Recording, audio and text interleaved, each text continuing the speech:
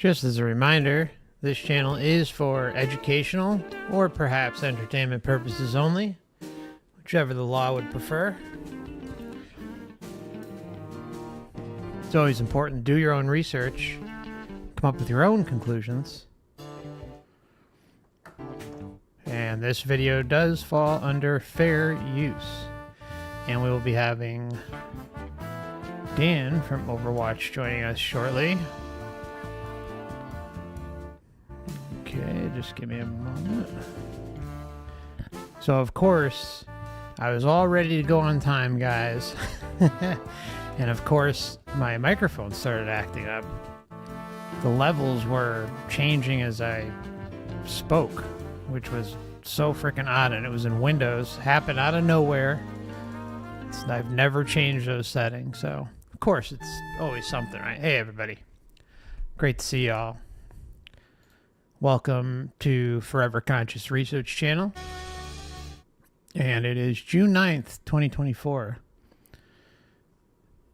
And so, some of you may have been familiar in the past with me talking in response to... Sorry, hold on, guys. Let me just try to change that a little bit. Me in response to some of Melissa's videos, goes back, I think, a couple years. I just to kind of give an encapsulation, and before I even start this, I want to preface this by saying to everyone here, don't send shade her way. She's doing her thing and making her own conclusions that, in my opinion, just, well, it's a fact that they just fall in line with the Matrix-driven narrative. And, that it's her journey, right? And I'm referring to Melissa at Love Covered Life podcast. Again, don't harass her or anything like that. But Melissa, if you're listening, I'm sure you eventually will, or probably the next few days. You still have an open invite to come on and talk about it, or I'd even gladly come on your channel. So, the open invite forever. So if you ever want to talk about this and just hear things out, even though I think you've heard quite a bit at this point, but so in short, just to kind of give it a little background. I don't know if the mic's too high or not. Hold on, it looks like it might be getting a little high. Anyways, if it gets distorted or something, let me know. Anyways, so the history we have is I think there was like some pre-birth memories, like a guest that she had on, and I responded to it.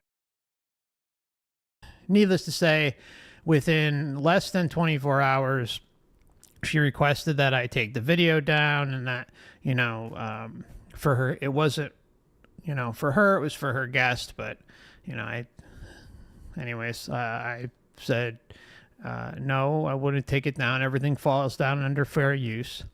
And then ever since that day, she has been on a mission to insert herself with the Soul Trap. And, it's her channel. She could do whatever she wants, but she also kind of puts words in my mouth and says a lot of things that I don't say. Like, everyone's forced and this, that. And, maybe it's just other people that she's seeing commenting to. It might not have everything to do with me, but the whole ball started getting rolling after I covered one of her interviews. And so it, it's just, she's put out a lot of videos on the topic, or at least they seem to pop up regularly enough. And there's some other ones that I'll be responding to in the future, but this one that we're going to talk about with Dan when he gets here, and I'm going to start it in advance, but she has a life between lives, past life regression hypnotherapist on, and she's talking about her findings. Now, I don't know if she republished this video, because I remember seeing certain portions of it last year, maybe, or maybe earlier this year. So I don't know if she republished it or what's going on. But anyway, some of it may be even familiar to some of you. Some of you may have even seen it. So I know I got a bunch of messages about it. And I want to shout out to everyone who left the message. I saw it the day she posted, but I always appreciate any heads up too. And so let's get into this. So she's like the title, she's doing kind of like a few of these videos, you know, the truth about the soul trap, the truth about the soul trap, you know, is the world a soul trap? But everything falls in line with the cookie cutter matrix narrative, you know. The light's cool, everything's fine, everything's about love and this and that. And some of the stuff that you're going to hear, not at the beginning, but later on, it's, at least from her guest, it's pretty, I don't even want to put a word to it right now, but it's offensive to pretty much anyone who incarnates here, regardless of what you think this whole realm is. And there is a lot of evidence, actual evidence and data patterns to support that something is very wrong here. Not that it's this whole love and light thing. Now, some may come from the New Age in general, or maybe even some sort of other religion or godly type narrative where everything's okay. And so it just doesn't fit in combination with what's going on here. And that narrative is pushed and pushed and pushed. And the data patterns show that that's what the system is also trying to sell us in the astral. Okay, at the time of death and, going down the tunnel into the light. It's the same narrative. So it's not like this is just some hoity-toity BS. No, this is there's actual facts behind it that this is what the system's selling outside of Earth. And so all it takes is just a little bit of like critical common sense analysis of what happens here and how it's completely nothing of the sort like love and light. So I do see that Dan just joined us, so I was happy that I was able to at least get a little introduction into this, and I'm going to bring him on right now. Okay, hey Dan. Dan just joined us, so I was happy that I was able to I'm hearing some feedback, brother. Can you put on some headphones, please? Bring him on right now. Dan? Hello? Can you hear me? Hey? Hey, Dan, can you hear me? I can. Can everybody hear me? Sorry about I can hear you good. Yep. Okay, great. So, yeah, I want to welcome Dan from Overwatch channel and overwatchproject.com. Be sure to check him out. He is got his own YouTube Odysee channel and a great website, and is a good friend of the show, a good personal friend. So, how you been, man? I've been doing much better, and I hope you're doing okay, Mark. I know you've been having some issues lately, and I hope you're feeling better. Thanks, man. I'm hanging in there. Thank you. I appreciate it. Yes, this is very exciting. I sent you this video. It turns out you already knew about it, which doesn't surprise me. I made it with the video is like 58 minutes long, and I made it, I don't know, a little past halfway, and there was one point I told you about. I had to actually stop it because it was like, wow, this is really... Yeah, it's a rough one. Yeah. But I'm telling you, man, she's like, again, don't go throw shade at her channel, don't attack her or anything, everybody. But, she is on a mission to destruct any narrative that questions this reality in the form of the soul trap. Like it's like religious persecution. She I think in the first response she said to me, what was the term she used? Basically like almost like a cult or religious cult or something like that, as if sovereignty and liberation's a cult. I mean, it was crazy.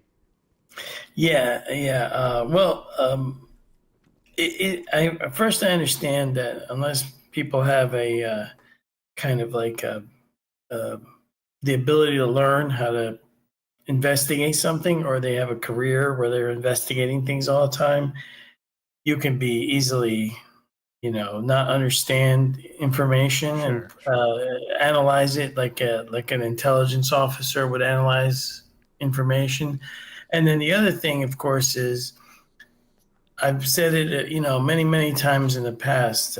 Cognitive dissonance allows people to believe whatever the hell they want. It's just an amazing mind virus that was baked into the human design. Exactly. I think on purpose. 100%. It's the only thing. There's no other. It's as far as I'm concerned, what useful function does it serve to allow people to deceive themselves? Yeah. Yeah, no, exactly. Yeah, and to go against themselves in every way, shape, or form about questioning things. And what's interesting, I feel bad for her. I do. Like, she had a rough go at it, and her channel is doing well now, and she's got some decent content on there for research purposes. Again, the channel's called Love Covered Life Podcast, and but the only thing I said to her, we had a couple back and forths, not many, and then there was some comments I put on her channel, everything cordial and everything, and they were deleted, of course, but even though they were kind. But when I said to her, I said, what's the problem with like a sovereign approach to all this? See, like that's where people can't respond to that. When you put that out there and say, hey, look, instead of just going along with everything, going down the tunnel, going to the light, believing that everything is as it's cracked up to be and as it's presented in all these experiences, why isn't, using your intention and for a sovereign resolve and of liberation? What's wrong with that? And you once that's brought up, you just can't get you can't get a response, because it's like the default programming is going right back to what you're saying, the cognitive dissonance. What else could it be? Cognitive. If you, they always say that the old saying, "Fool me once, shame on you. Fool me twice, shame on me." But honestly, no, because with cognitive dissonance, it's endless fooling going on. Endless. Or as George Bush said, "A fool man can't get fooled." Whatever he said. But the thing is, if humans, if when we incarnate as human beings, if you didn't have that ability, or you had the ability to control it, and believe me or not, I always thought that I, wasn't subject to such a thing. But then as I was going through the research that led me to make the Overwatch project, I found that I was running a cognitive dissonance program because of religious brainwashing and indoctrination. And it was shocking, because once I caught myself doing it, it's kind of like you're aware of what you're thinking, and then you're like, wow, I'm blocking information out without even realizing. It's crazy, isn't it? Yeah, I wasn't aware I was doing it. I wasn't consciously aware. Mm-hmm. Once I became consciously aware that I was doing it, then I had to, deal with the fact that I was doing it, which, it's humbling. It's a humbling experience when you realize it. Absolutely. Totally with you. Because the ability to fool yourself is astonishing. It is. Yeah, I mean, as you go through this awakening process, you really see how deep the programming is, and the things that you need to kind of check yourself on. Got to humble yourself too. Yeah. And be okay with being wrong, and be okay with confronting the crazy beliefs or maybe the things that you fell for in the past. Yeah, I believe this is what is called, like, isn't it encompassed in shadow work or dark night of the soul, 100%. That kind of stuff. Yeah. 100%. And even when I was going through that dark night of the soul, and I've gone through it a few times. It wasn't just like a one-time thing for me, but like when I first was going through it, I was still, even though I was like having these incredible experiences and this awakening process, I was still very, very behind in realizing what was going on. Oh yeah, it's easy to get sidetracked. It's a miracle you don't end up in another, which most people end up doing. They simply swap one officialdom, official story for another one. 100%. Yeah. Most common phenomena is, there'll be an atheist who becomes a religious fundamentalist, or a religious person that becomes an atheist. They swap these positions without ever stopping for a moment to go, hey, maybe both these sides are wrong. Mm-hmm. Maybe I should look for, maybe I should actually investigate something and come up with a model that fits the totality of the information. Yeah. Yeah. And the Matrix has a bevy of options available for us to choose from. it's crazy.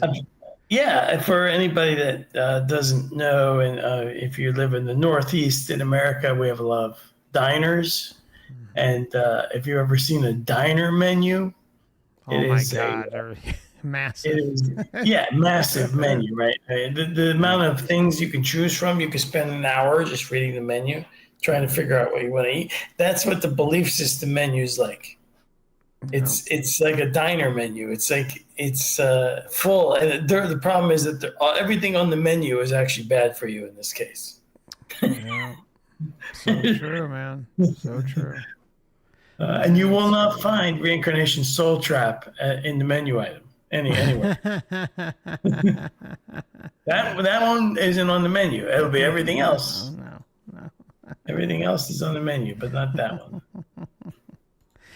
All right, so let's get into this, because I have a lot to say, and I'm sure you have a lot to say. I mean, I think this could end up going a while, so let's try to dive right into this. Okay. All right, so here we go, and welcome everybody.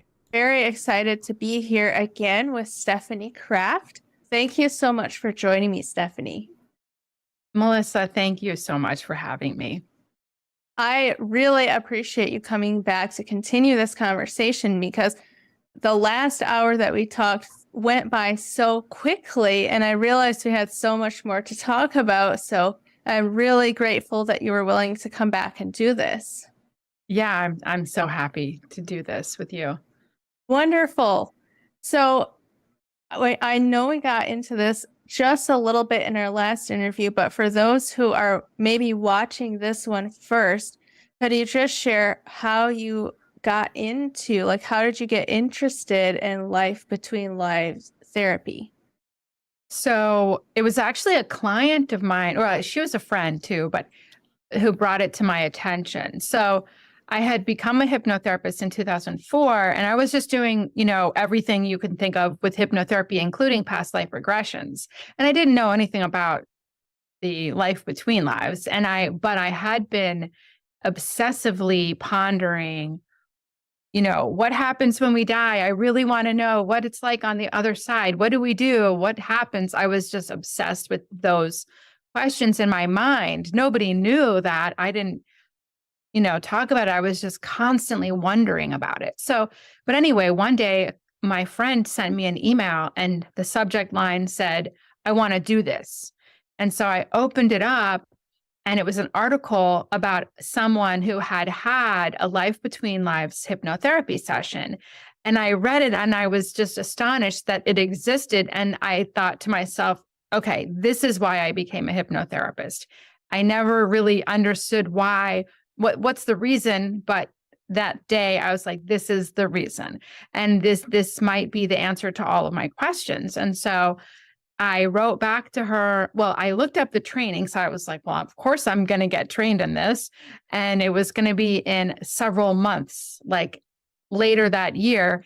And I told my friend, I'm going to go get trained in it. So I can do this with you. And she said, no, Stephanie, I'm not waiting.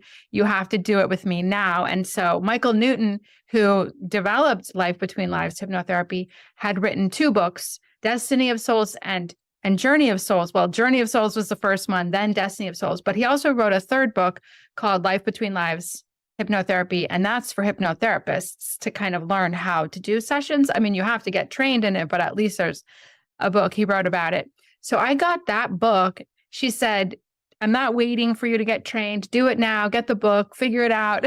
So I ordered the book. I read the book, and then I did a session with her that was phenomenal, perfect in every way. And then several months later, I went to get trained in LBL hypnotherapy. And I was so lucky. That was in 2007. I was so lucky because Michael Newton had retired, but he came out of retirement for my training. My training was the last training that he was present at. And so it was an amazing experience, phenomenal week. It was a 40-hour training week. Plus, then I had to do many hours of sessions before I could get certified. You have to do all of these sessions and record them and write them up and send them in. And they get reviewed by people at the Institute. So at the Michael Newton Institute. So that was the process of learning Life Between Lives hypnotherapy. That was in 2007, 15 years ago. So I've been doing it ever since. Wow. It's amazing to me that Michael Newton was at your training. I know. I was so lucky. Yeah. Because as I was telling you off camera, I love his books. I just devoured his books. And I just got to insert a few things here every once in a while too, even on the early parts. Yeah, I'm with her on this. It's Newton's work is huge. And what's interesting is that his approach is one of the best that I've run across. Now, are you going to believe every single story that's out there, especially in the most recent book that I did a cover of, a commentary on? It was more done by other hypnotherapists that worked under his tutelage, so we should say. And there's some questionable stuff in there, and I brought those up. But that aside, the main books, I think there's a lot of value there. I like his approach because it's designed to not be fooled with, but you're always going to have any possibility of a hypnotherapist taking those courses and twisting them and inserting things into a session that shouldn't be there. And that's the biggest problem with hypnotherapy. Regression, anything, suggestion, while someone's in a hypnotic state, can be extremely detrimental to getting, in this case, valuable information, like from something like a past life regression, a life between lives, those types of things. But overall, Newton's work is a tremendous value and helps with the data points. It really helps just kind of drive more things home. And then, of course, there's other modalities too. But any thoughts on that, Dan? Yeah. Well, you before I even knew who you were, Mark, I had read, actually listened to the audible versions of Michael's books. And it was part of the whole thing for me when he was reporting and these people's past lives. That's, when some red flags started popping up and they're like, this doesn't jive. The conclusions that people were coming up with from the reincarnation data simply wasn't matching like a cohesive, logical, common sense, like deduction. But it's hard for me. I hope you understand what I'm saying. Like Sure, when you're listening to what these people are describing and telling, and the intel you can get from the life between lives, and then you're trying to make this into a positive, loving, learning. You're coming up with these conclusions, and I'm like, those two things just don't go together. And this doesn't match that. And and these people are very. They don't want to. They're very delicate. Like this woman here you have on the screen right now. And I'm not saying this is an insult. Some people, they're very delicate, and they have to maintain a kind of like a Stockholm syndrome, positive view, positive relationship with whatever entities are orchestrating this behind the scenes. It's they're loving. It's all loving. But we're gonna get to that good scene. Everybody stick around, because when we get to that one, your mind's gonna be blown. It's gonna be blown. Actually, I just never heard it said so giddy with such the response. I've heard people gloss over it, that what they talk about, but I've never heard it said like, oh, like it's funny. It's what, I have heard it before, but not a lot, but it has popped up here and there, where like we'll get, when we get there, we'll talk about it. We're not gonna ruin it right now.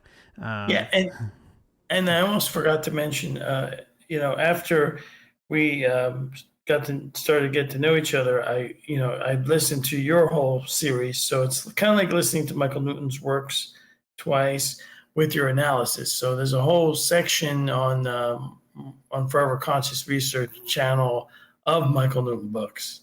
Yeah, I did. Thanks, Dan. I did Journey of Souls and Destiny of Souls, and it's really good to listen to his books in order. So and what's interesting is in both those books, this is really important, everybody. Michael Newton, there was one case where he was at I'm not going to drone on too much about this, but it's really important. Some of you who've been watching and listening and maybe heard the series are familiar with this, but in one of the books, or actually both books, but one book, he was at a conference, and he was given, I think, a lecture or something like that about the work. And some guy just out of nowhere in the lecture goes, I knew it. I knew something was wrong. Something like that. I don't remember his exact words. But basically, he had figured out and basically kind of already knew that there was some sort of big deception going on, like something wasn't right. And of course, Newton brings it up. Like, to his credit, guys, he put it in the book. And then he also talked about in another book, I believe it might have been the first one, where there were some people that were like sending a mail or something, or maybe coming up to him. Either way, it was brought up twice in first two books, where there were people questioning whether, whoever was in control or what's going on here, if it wasn't if it was a deception, and like something seemed off to them. Of course, unfortunately for them, they grew up in the wrong time period. Hopefully they're still alive and came across the information in the Soul Trap now, but this was a couple decades ago, at least a few decades ago.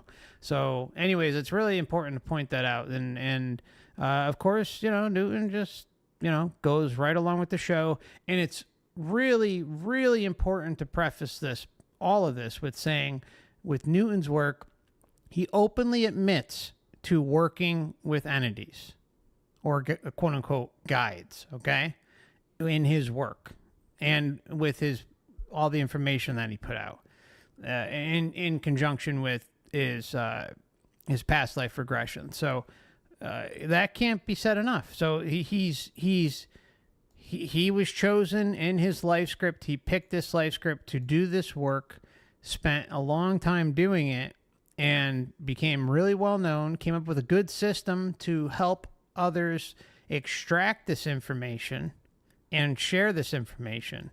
But at the same time, all this is being interfered with too. and so certain narratives are preserved. I do, I'll just say one more thing and then we'll move on. The only thing I was always really kind of iffy about with Newton was the color coding system that he came up with. I don't know. Although I have run across some other information in the past that kind of confirmed a little bit of it, but I'm talking about a very small subset of information. Nothing that could say, definitively, like, Michael Newton's right when, someone has a certain color to their, astral presence or orb-like presence in the afterlife or their life between lives, that they are, quote unquote, like a higher or lower kind of soul, which when you really think about it, it also kind of makes sense that something like that would exist in some way, because then it's like it also makes people kind of fall into class lines, like what happens here. So I mean, I don't know, but that was the only thing that was kind of like but he said it was there and talked about it a lot, so make of that what you will. But and there's a lot of other regression therapists that worked under his modalities and talked about it too, so I don't know, but I just want to put that out there. Anything else you want to say, Dan, before I move on? No, I think you covered everything. Let's keep going. Yeah. But yeah, I agree. So could you share this? And I'm going to ask you questions based off of your professional experience with regressing people and what you have learned from these different people's experience. Could you share with us what happens to a soul after they pass on? So, yes. So the way, maybe if people are curious, should I explain what the session is like? And sure. So, yeah, that's a great people idea. probably don't even know. Right? Yeah. I mean, some people do, but basically we do a long induction that's to get the person into hypnosis. And then we go into the womb, which is fascinating because when you take a person into the womb, they're not yet crossed over to this side. They're still on the other side. And that's when we can even start asking the life between lives questions. So when someone is in the womb, a soul is in the womb, we ask so many questions about, when did you, the soul, merge with the body of the baby? And the answer to that is fascinating because it's so varied. Some souls merge with the fetus, maybe in the 4th or 5th month, or some in the 8th or 9th month. And I always ask, do you come and go, or do you just stay there? And most of them say, I come and go and I leave, because it's really boring. And so the soul is not always present in the body of the baby. It's visiting on the other side still. And because otherwise they're just like, literally present in the body. And we always ask, can you feel your mother's emotions? And they always, there's always responses to that. What about your father? What's the family situation? Why did you choose his parents? Or did you choose your parents' family members? All these questions, right, in the womb. And sometimes, or I will always ask, why did you choose this life? Why did you choose this body? Why did you choose this family? What are you coming here to learn? What's your purpose? Why did you come into this life? How do you feel about the life you're about to live? Things like that. So we do the whole womb experience. And sometimes people don't have a lot of answers. Some souls do, some souls don't really know that much. It's varied from person to person. And then in this session, we take the person back to childhood just to do some memory warm-ups of like her earliest memory, happy memory as a child, just to keep going with the deepening and regressing. And then finally, we take the person we guide. It's all guiding. It's not, a hypnotherapist doesn't lead. I mean, we guide, but it's more of an allowing. So we guide them, and then to another lifetime. So a past life. Sometimes I don't like to say past life because they're all happening at the same time, but that's the terminology we all use, right? So another lifetime. And so then they arrive. What do you think about the, everything's happening at the same time? I mean, like, this is, look, you're experiencing it when you're experiencing it. That's how I look at this stuff. I think it's like, I don't know. It just, I mean, I get it. It's like, oh, the time doesn't exist type thing. My mic levels are changing as I talk to you. It's driving me out of my mind. I'm sorry, everybody, if there's an issue. You didn't get that fixed, unfortunately. I did, and now it's happening again. So, try Windows to explain that. I mean, I don't know. Microsoft seems determined to make everybody who still hasn't hated their operating system hate it. The whole thing with what were you saying there, Mark? You were asking me. I kind of forgot. Oh man, wow, Matrix moment. That's a Matrix moment for sure. Well, let's not worry about it. It's wow. Okay, I was on track and now I got off track. That's all right. Sorry, the number you dialed is not in service. It's unfortunate. It was Drive into that lifetime, and we go through a long exploration of that entire life. And we ask, do you recognize any of these souls as people that you know in your life now? And always, yes. And always the past life is so incredibly relevant to this lifetime. It's like a continuation of a theme and story. Mark, can you stop it? Just has sort of twists. Okay, yeah. Oh yeah, it was about time. So time. Yeah. Okay, so as somebody who's had the OBE, NDE, whatever you want to call it, when I was in my heart surgery, and I was in that place with the orange grove, I did notice that there is time, and yet it's just different. It's not like it doesn't exist. It's just different. And I can't explain it in human language why it's different. I just know that it is different. But it's not like everything happened. It's not like this whole thing. It's always at the core level. At the core level of all this is people. They insist on this. One of the things that the Matrix peddles down here is this bullshit that. And everything is one, and there's no time, and everything has already happened, past, present, and future. Yep. I think that's all BS. This whole thing that we're all one is BS. The trying to completely remove the experience of individualism. It's always about removing individualism and corrupting what it means, what personal sovereignty and individualism is. They have all kinds of philosophies out there that kind of yell out this stuff, and but they don't really mean it the right way. And then this whole thing about time kind of like not existing, that's also a bunch of BS. It does exist. I just want to add something really quick. I hate to interrupt you, but Adam brought up a great comment. He says, utter nonsense about the past life continuation when there is a memory wipe. Exactly. It's like, hello. I mean, exactly. We don't, all these people, everyone, even including me, I've extracted past lives and connected with them and stuff like that. But the fact is, they're not in this current existence that I am now, and they are of a different time period. Period, point blank. It's non-negotiable. So I don't want, getting into the whole technicalities about what everything is and all that stuff. No, let's just get it down to brass tacks.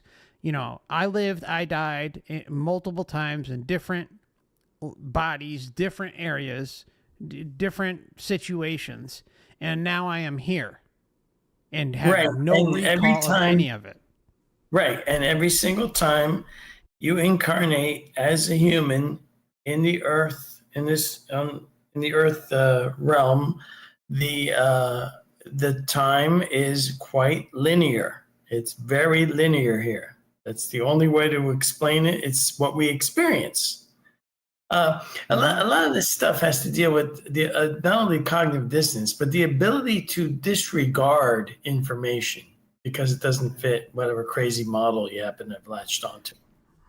A lot of these people have these crazy model realities or these crazy understandings, and they can easily just disregard the information when it contradicts whatever they're saying. And so that's it about time. I just wanted to say that. Yeah, and I'll just add too, like in being outside the body, I agree with you just based on some of the experiences that I've had.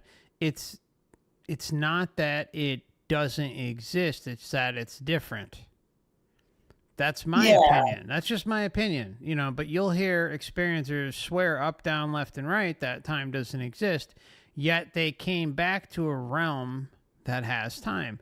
Just because someone's experiencing having an experience and it's, you know, they're able to condense and have many different types of things occur in a very condensed amount of quote unquote time, doesn't mean that it doesn't exist outside the body, at least in the context of the Matrix overall system, not just Earth. So I hang a big question mark over all of that. And, you know, I don't know, but I don't believe that it doesn't exist. Oh, it definitely existed when I was in that place. It just didn't exist in the same way. Steve says, outside the void, I can see no time. See, I've been in like highly meditative states, like in void-like states, and it does feel like time doesn't exist. Going outside the body, time feels like it doesn't exist. But again, you're coming back here. And there is, it's just a different experience of time. That's kind of my opinion. I don't know. It's just, I don't know. Yeah. Anyways, anything? Sorry, I didn't mean to cut you off. Let's keep going. I can't wait to get to the good part. And turns, variations on the theme, like, oh, that was my husband, now I'm the wife, you know, or just roles are switched, father, daughter, all the different family members are friends. A lot of times people have, you know, their best friend is now their daughter in this lifetime. Just so many continuations of having lifetimes with the same souls, and then the same kind of situations or situations that need to be resolved, or karma playing out where, you know, one time I did this to you, this time I'm doing this to you. It's fascinating. So I mean that, I'm sorry to stop it again, but that's a really important part too. Yeah, like I think the switching of the roles, or even kind of being like a friend, not even necessarily like in like the family unit, but you can be like a friend in the neighborhood, or you can be a relative, you know, maybe in a couple states over, or, you know, or you meet in college or something like that. In having those roles reversed or karmically switched and messed with, is just wild. And it's true. Yes, it happens. It comes up all the time. Now, this is one of those moments where this is a really good piece of information here. A lot of these reincarnation investigations or data points, you know, have this phenomena where there's, you know, you're swapping roles. She brought up karma. That's another whole pile of bullshit. Karma. The thing is that now, let's say you're kind of like in an acting class or something, or you're one of those improv things where you can play different characters. And how many times can you play different characters before you're done, you know, learning from that experience? I'll be the bad guy this time. Next time I'll be the good guy. Next time I'll be the victim. Then I'll be the perpetrator.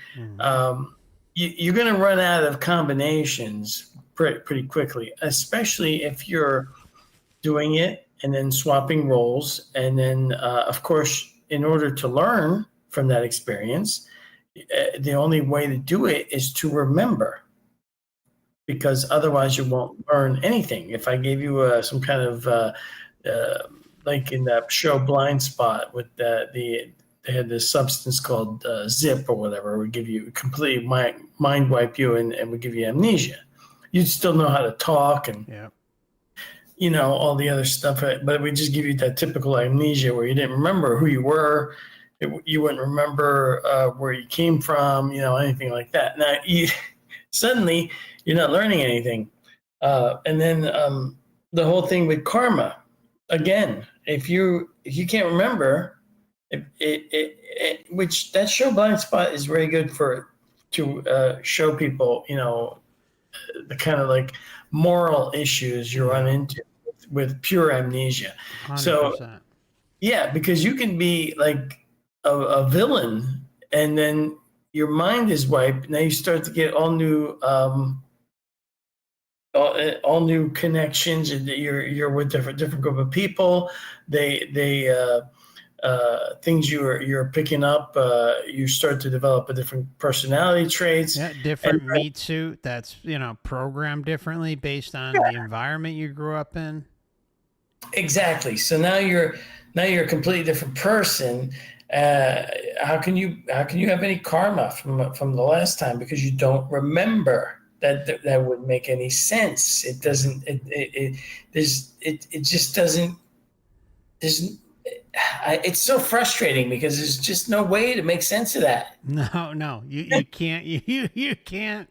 You can't. You cannot make sense of it. You just can't. No. But everybody else in the reincarnation study field seems to casually just gloss over this data point and just say, yeah, well, but next time I'll be the bad guy and karma, and then you'll get me. And well, what good is that? What on earth are you accomplishing? Because you don't remember, so you're not gaining anything. And then when you find out people have done it thousands of times. Yeah. And who knows how many times any of us have done it.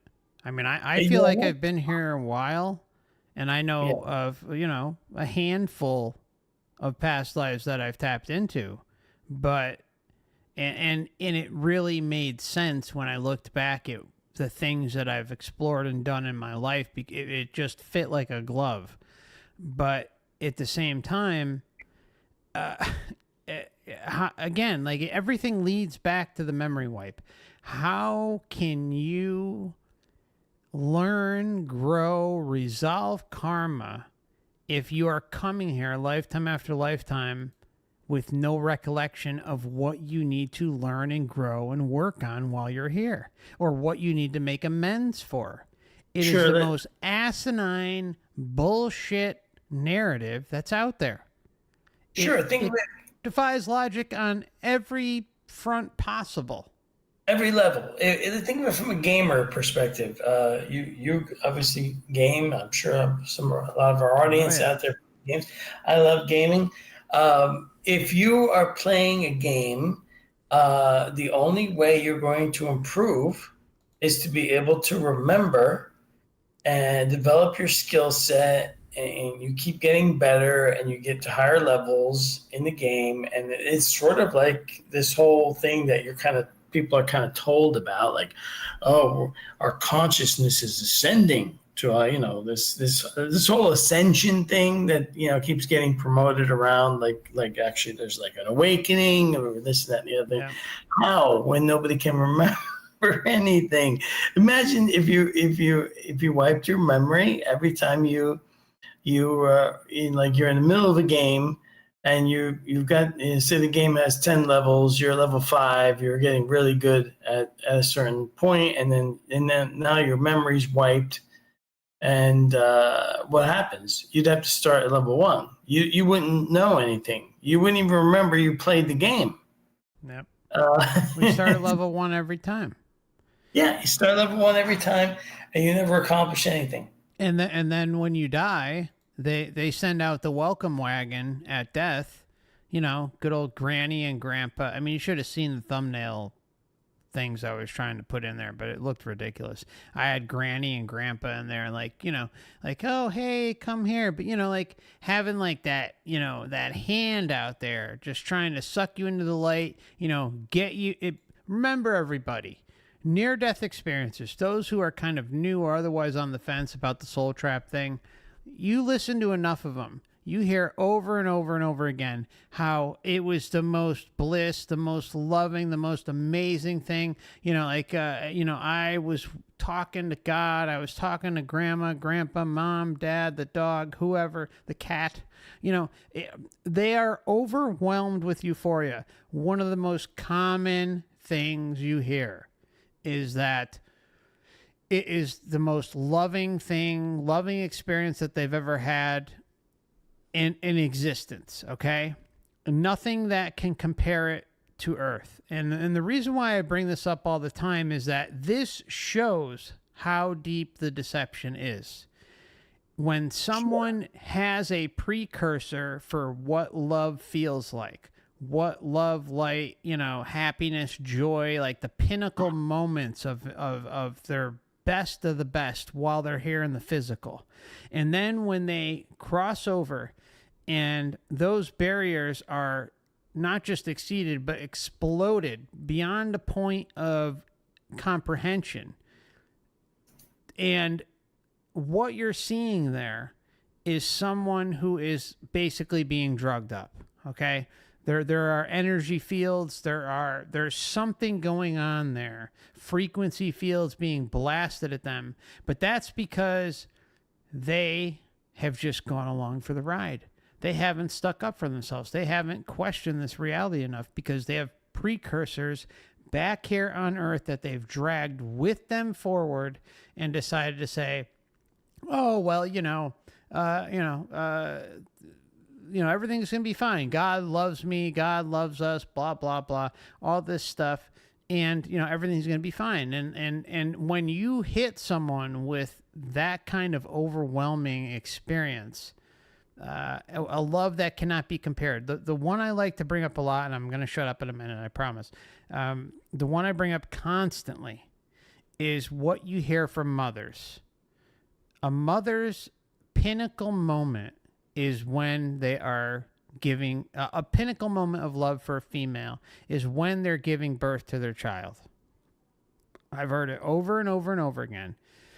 And then you have mothers who have near-death experiences, or just females who have had near-death experiences, not necessarily during birth, but there are plenty of near NDEs out there of mothers who have had those experiences while giving birth, and they're incredible, the most loving explosion of love possible, but yet they kind of go over to the next level, and it's not, you can't even put it in words. What's up with that? And it literally is like a drug dealer. It's like the drug dealer at the corner of the street saying, hey, here's some free samples. Let me get you hooked. You're going to, have a grand old time that first time. And then we're going to be, poaching your wallet, and, you're going to be doing all sorts of, horrible shit to try and get, your next fix. I mean, that's what we're dealing with. If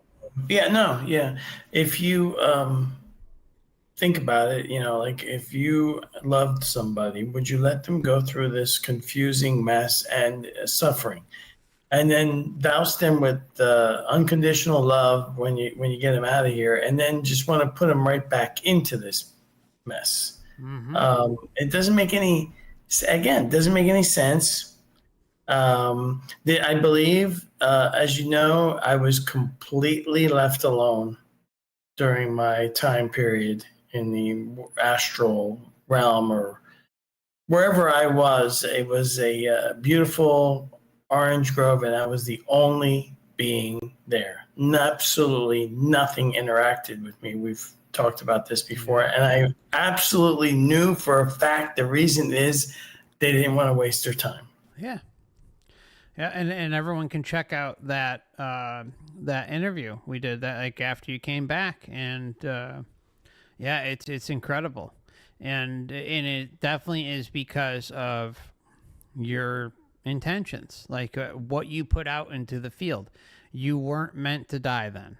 That's the bottom line. You were not meant to go then, and so you were kind of like in a holding pattern, and left alone because of your intention that you put out there as a creator being, like we all can. Yeah, I absolutely, because when people bring up things, and I'm having in-person discussions with somebody, and they bring up one of these stupid arguments, I quickly give them like as if like if I had heard that in the afterlife, this is my reaction, and my reaction always like stops them from talking any further. Yeah. Because the logical smackdown that I come back with, and then they have to like pause and think, and like, yeah, that doesn't make any They don't want sense to mess anymore. with you. Yeah, they don't want to mess with me. They're done with you, Dan. They're like, all right, we're okay. This guy's figured out the whole scam. It's time to move on. We'll leave him alone. Yeah. I just want to point out a comment that stuck out from T. Coy M. Now. He says, or she says, was convinced by Tom Campbell's theory in 2010 and stayed that way for 10 years until I found your video 3 months ago. And remember, we did that series, 2-part series together, Dan. Yeah, Tom Campbell was a big part of my journey too, my friend. So I'm glad you were able to see through his bullshit, and that Dan and I were able to kind of point out his insanity. Yeah, it was necessary for me to read his gigantic, voluminous books, but it's time I'll never get back. No, I know. My big toe. My big toe is still crying after having to deal with it for so long. All right, let's go. Explore that lifetime all the way through, and this is when we get to the life between lives part, right? When we bring them to the last day of their life. So when we say, okay, be at the last day of your life, and then we ask, how are you dying? Who's there? What's happening? Describe the situation.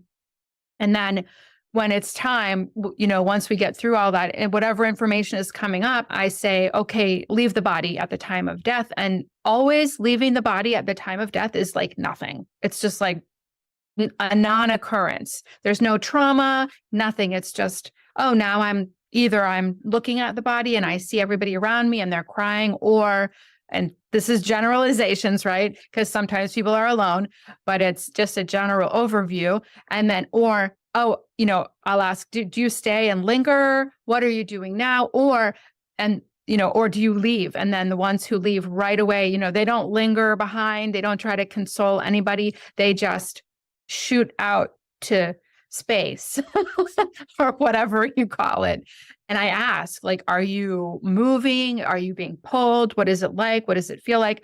I don't lead. I mean, to talk to you about it, and the audience who's listening, I'm using a lot of words, but it's better for a hypnotherapist to sort of keep asking the questions, what's happening now? What's happening now? So even though I'm sharing like words that might be, we would call it leading a client, I don't do that in the session. Just, what do you feel like? What's happening? So it's hard to, I can't just say that to you, like, but this is what they tell me. I'm being pulled, or I'm slowly moving, or I'm fast, or I've arrived, or, it's all the different ways to get there. And sometimes they're surrounded by just darkness, but it's very comfortable. And sometimes it's light, but sometimes they are met by a guide. Sometimes they're not. Sometimes they meet with their soulmate that they have missed, that either from that lifetime or this one. It's really interesting because when the person crosses over out of that past life that we just visited,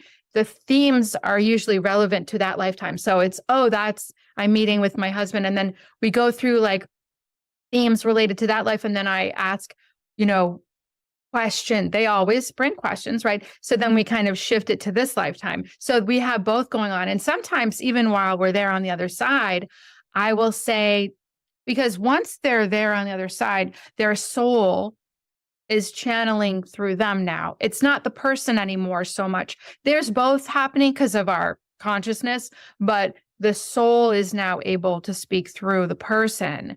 And I will ask questions directly to the soul. Do you want to take Melissa do you want to show Melissa any other lifetimes?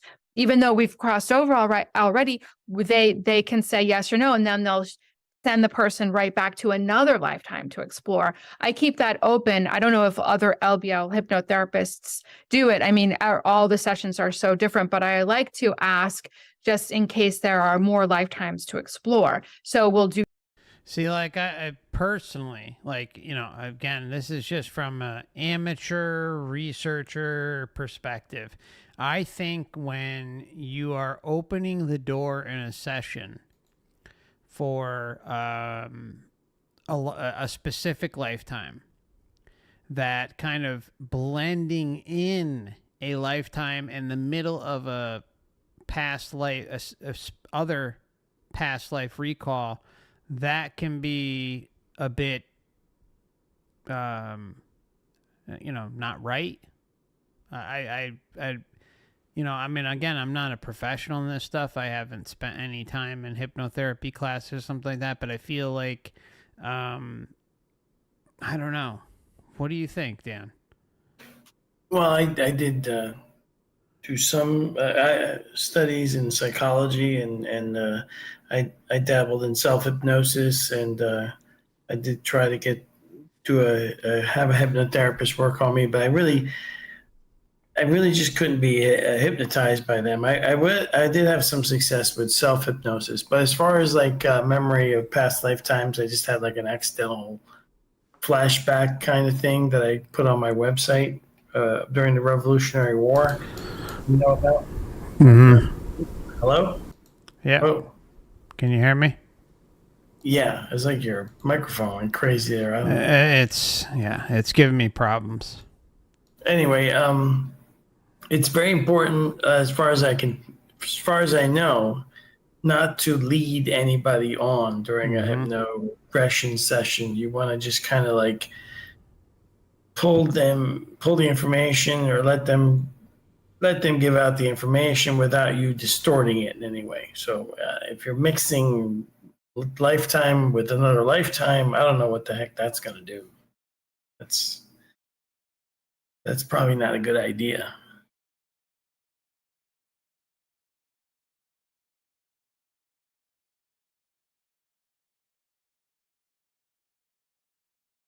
Hello? I'm sorry. Knack sent a super chat, says, why do we keep repeating school for the soul, or why do we not have memory? I get it. We are here to suffer, for fuck's sake. This owner is the Harvard for the soul. Thank you, Knack. I appreciate the very kind super chat. And I want to welcome Kev F to the Last Timers Club. Thank you so much. Appreciate you. And just so everybody knows, the Last Timers Club monthly members live stream will be on Sunday, June 30th. That's the next meeting. Do that. We'll come back. But that was a long answer. I'm sure you have a lot of questions to ask. No, that was perfect, just to give people a background on what you do in case they're not familiar with it. But it's fascinating for me to hear your process, because I think, like you said, everyone does it a little bit differently. So one thing that caught my attention is you said you ask the individuals first of all, what their purpose is in coming to this life. Do you find that there's one overriding similar purpose, or is it all over the board? That is a great question. And, a lot of people do have this question, what is my purpose? And a lot of times I think that people think it's about doing something in this lifetime, but really it's always the virtues. It's always to love, to forgive, to have compassion, or resiliency, things that to endure, to not give up, it varies from person to No, that's the scam. Let's get it right. That's part of the scam. To love. And come on. Look at the way the world is run, everybody. Let's just be honest with one another. Let's stop beating around the bush and trying to, sit back and pretend like everything is on the up and up when everything is like up shit's creek. I mean, it's just it blows my mind. It's so easy to just say this stuff, but yet, yeah, some of the information that comes out through Newton and other past life regression therapists, you hear this, but it's an insult to all of us. It really is. Yeah, well, so we come here for love, compassion. What else did she say? Love, compassion, and forgiveness and stuff along those lines. Right. Like Because this is a world, and like trying to right? whatever. The same old stuff. Because this is a world of love and compassion, and Yeah. I mean, you have to be delusional to not see. Look, we're kind of lucky. We live in a part of the world at the moment where we don't have to deal with some of the absolute complete insanity that some other people have to deal with on the planet here. Like in some of these areas where you can't even get any food to eat. There's no clean water. You could live in absolute squalor. There's all kinds of really, really bad stuff happening on the planet. And just because I'm not partaking any of some of this really horrific stuff that's going on here, it doesn't mean I don't feel an incredible amount of empathy and pain when I even just think about a dog suffering. It just bothers me immensely. Same, man. Same thing. So this is not a world, Yeah. right? The only love that exists here are from good people, but even those people that exhibit a lot of that stuff, they don't have a firm foundation in some genuine spiritual connection with themselves, with their consciousness, because if they did, then we wouldn't have seen some of the things we've seen around here in the last 3 or 4 years, where everybody suddenly would, how easily things get turned on their head and everybody turns on each other. Yeah, Drones Another Tone says she said endurance, meaning enduring pain and suffering. That's a virtue, folks. Sure, if you had to do it like one lifetime to learn from it. But if you have to do it 1,000 times and you have amnesia each time and you're not learning anything, that's the difference. Yeah, that's where everything falls apart. Where you can't justify the memory wipe. You just can't. Like we've talked about in the past. Like if there was full disclosure about what was going on here, and when we passed, we said, okay, well, you did this, and you want to go another round, we're gonna memory wipe you, but you're free to leave if you want. But no, you gotta kind of figure things out, under the guise of the memory wipe. And I think it all has to do with those terms of service that we talked about when we initially got here, and so they can kind of throw these curveballs, and we fall into like the whole sensory experience while we're here and get lost. Sure, it's just like all the online services that are free. You are the product. On the surface it kind of seems like you're getting something out of it, but in reality you're the product. Mm-hmm. That's why the service is free. Yeah. So the Pallady says, I wondered why Dolores Cannon always says Earth is a school while she's doing past life regression. Earth is 100% soul trap because reincarnation is real. Yeah, there's also a reason why I never covered Dolores Cannon, because I think she's a complete plant for the Matrix. And that's not to say that a lot of others aren't, but she is really bad. Really, really, really bad. I mean, as far as getting any sort of reliable information out of her, I've never once covered her because, she had agendas. She said completely wrong provably wrong information that was out there many times. So personally, I think whatever modality she was working with or came up with, she let the money get to her head, and also manipulated a wide variety of other individuals out there who took on those hypnosis modalities and unfortunately weaponized them in the form of the New Age. That's my opinion, okay? Just to prevent any legal possibilities that may be thrown my way, by the Dolores Cannon Empire. Person, some people have had lifetimes, well, it can vary. So they'll have a lifetime with a lot of people around and family. So then they test out lifetimes alone, which can be really hard, but they do it again and again to get better at it. It seems, and based on my clients, and it's just like, I think they're just trying to prove it to themselves that they can do it. So things that are really internal. Can I do this better? How well can I do this? Being traumatized and then learning to love unconditionally or forgive or protect themselves or use their voice, speak up for themselves, whatever it might be. But it always comes back to generally these virtues and of how well we handle situations. I've never heard a person say, oh, it's to write a book or it's to become a stock, trade in the stock market, or it's never a thing to do. It's always these internal processes of becoming a better, more refined human. Wow, that's fascinating and way. right in line with what near-death experiencers say also. Yes, there are the similarities between life between lives hypnotherapy sessions and NDEs are.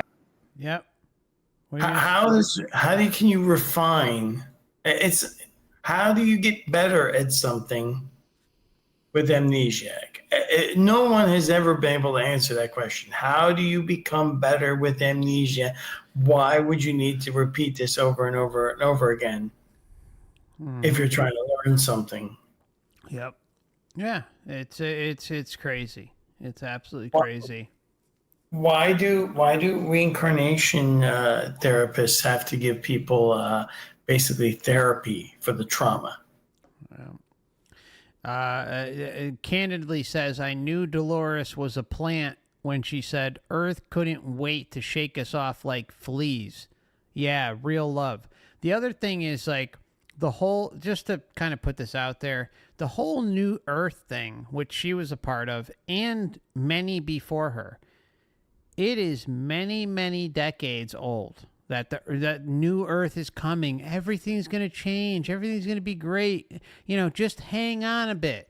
Kind of like the Kali Yuga, right? That whole plot that's out there, right? Oh, the Earth goes through shifts and changes and everything's going to be all right if you just hang on. Well, when you start to look into this stuff, it's like, okay, let me keep looking at my watch. How long am I waiting? How long am I waiting for all this to improve? Things are not improving.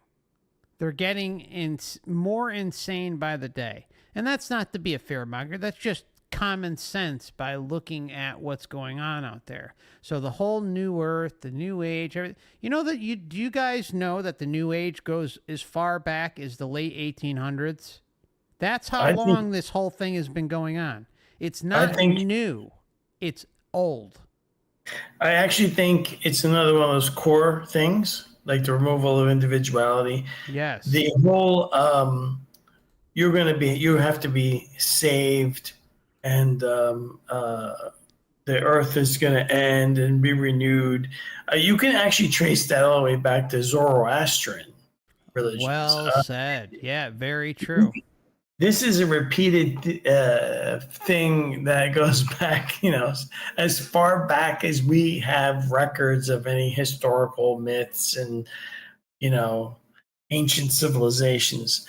This is just a recurring thing. I'm sure it's gone on longer than that, too. It probably predates Atlantis and, everything else.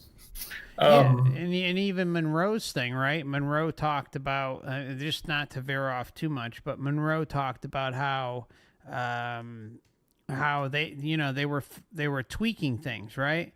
Like there was like a highly kind of loving, like like not as a parasitic type experience like we see today, but like a more fake loving timeline, should we say, or epoch that was out there, and that they had to adjust it because it was too obvious for those that were in it at the time. I mean, that really stood out too, because you're seeing an open admission of how they have tried different modalities and different kind of scams to keep this charade going. Sure, that and was here even we are today. Sure, that was even in the first Matrix movie. Yeah. Oh yeah. The, The Matrix. Yeah, you're right. You're right. Mr. Agent Smith tells Neo that, yeah, we tried, giving you a better Earth, but you people work, like humans work best, or we can keep you under control better when you're just like constantly in chaos. Yeah. It's much easier that way to keep you corralled into the Makes sense. into the system. Yeah. Astounding. Yeah. Another thing that caught my attention See, is she that you agreed. said you'll ask them how they're feeling about the life. So I'm just curious if people are excited or are they scared, or have you ever run across somebody who feels like they were forced into it? Yes. So this is very interesting because for many years in the beginning of doing this, I had so many souls saying that they did not want to be born and they were forced to come here, and they would cry and they would say, I don't want to come. I don't want to do it. They made me. And they were dreading this life and this world. But then it's weird, and I don't know why it changed. So after the first several years of experiencing souls like that, and honestly, I just want to say that I think she's making all this up because, okay, so just before we continue, where she's going, there's a number of videos that I've had tucked away for a long time from the New Age, right? Where they talk about how, like when the soul trap started to kind of take a little bit more of a prevalence in the internet world, should we say, a few years back. And to be honest, a lot of it had to do with me covering NDEs and Dan and and Wayne, like kind of just ramping up the exposure of all this stuff. And so she and a number of other New Agers, I'm not gonna name the channels, but there's a number of them out there. When confronted with the soul trap, their go-to narrative is to say that, oh well, things are changing, it's, or like the soul trap has been shut down, or this was the way things were, but it's not like that now. This is a common narrative that's out there, especially among like the New Age, actually exclusively among the New Age crowd. So I think it's really, really important that is said, because it's damage control. And Yeah. I see no difference in what we're going to listen to here. Yeah, it's a very common thing. It's I don't know what else to call it. It's pulling something out of thin air and then pretending like it was always there. Yep. And it's real. So I mean, you can point out like what Zechariah Sitchin did with the Sumerian tablets. I mean, when I first read his material, I wanted to try to verify it, and then I found that you can access the these tablets online, and you can go through the actual official, archives and translations, and then you will find that 50% of everything he talks about in his book is absolute complete bullshit. They're just made up. Oh yeah. And he's the leading translator of Sumerian tablets. Not really. You can learn how to do it yourself, and you can look up all kinds of tablets, including completely mundane ones, like I gave you 3 chickens and they gave me a donkey. I mean, they kept a lot of records in the Sumerian Empire. Anyway, it's like that. It's just like, oh, the Matrix has been shut down. I'm just going to say it, and that's it. I'm an expert.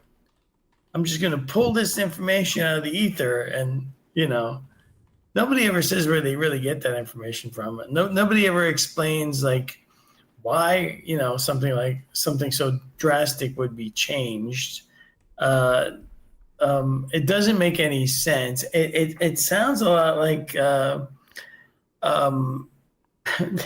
reminds me of the old show Get Smart, when he would get caught and then he would come up with, would you believe, would you believe the Matrix has been shut down? Except in this case, the bad guys do believe it, or we're supposed to believe it. Yeah. Yeah. I loved Get Smart. Yeah. Would you believe, you're completely surrounded and there's no way out? Yeah. Max was great. Yeah. So it's kind of like that, it's kind of like suddenly, the Matrix said, would you believe we're not doing that anymore. And then you go off and you realize, see, they said they're not doing it anymore. Yeah. A lot of those were trying to get back. When I would be doing the womb part of the session, some of them would be crying and so afraid to be born that they would be saying, I'm trying to get back. I'm trying to go back home, and they won't let me. And they're making me go through with this lifetime. And I would ask who, and I don't know who they are, but they would never really be able to explain. And I don't know why it changed, but then after many years of that, all of the souls now that and it's the same age, still just a few years later, it's the same age as like, our lifetime, right, of people saying, I would ask, these questions, and I would say, how are you feeling about this life that you're about to be born into?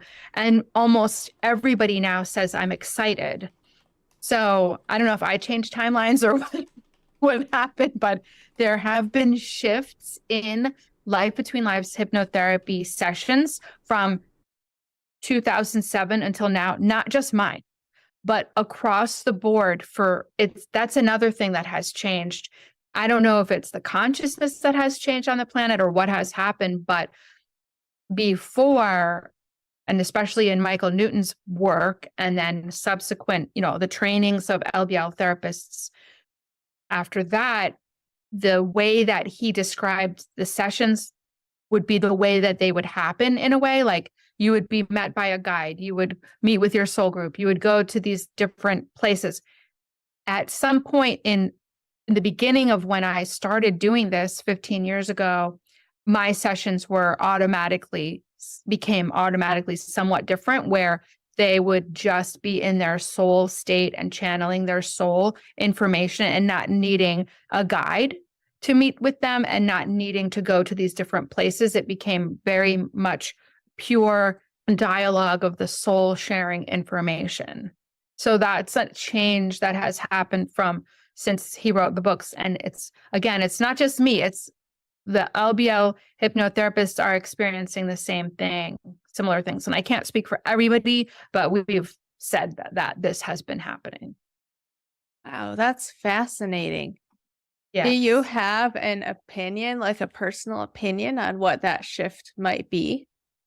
That to me immediately just says that we're becoming more aware and that we may not need as much hand holding, because when the guides, sometimes before, people would say, I don't know where to go, or I don't know what to do.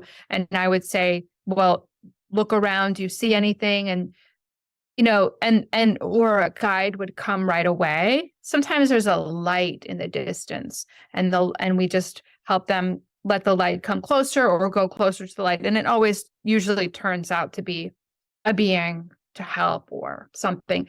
But I think it must be the expansion and evolution of human consciousness that must be translating into, when we cross over, we feel more confident about just being there and knowing what to do. It doesn't really. You hear again, like it's just always with the false hope. It's like, just hang on a little bit longer, Dan. Everything's going to be okay. Just hang on. Everything that the system advertises is completely on the up and up. Don't question it. We're just going through a shift right now. We're just going through a little change right now. Everything's going to be okay. Just believe in everything that the system is selling, and you will be fine. I promise. Yeah. It's that, and also this whole premise that there's some kind of expansion of. Now there is a small amount of that because of the internet, Dan. Because of the internet. Let's just get real, right? Like, let's just talk turkey, okay? Yeah. Because people are able to connect with each other like never before in recorded history anyway. I'm sure that this has happened before, where technology has risen and then everything gets reset here.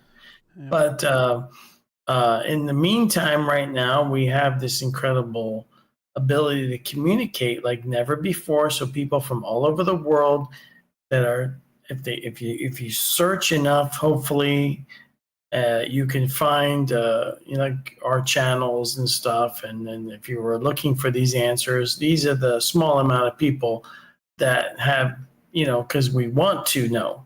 But as far as like there being a general expansion of like the whole human race is going through some kind of awakening. Total bullshit.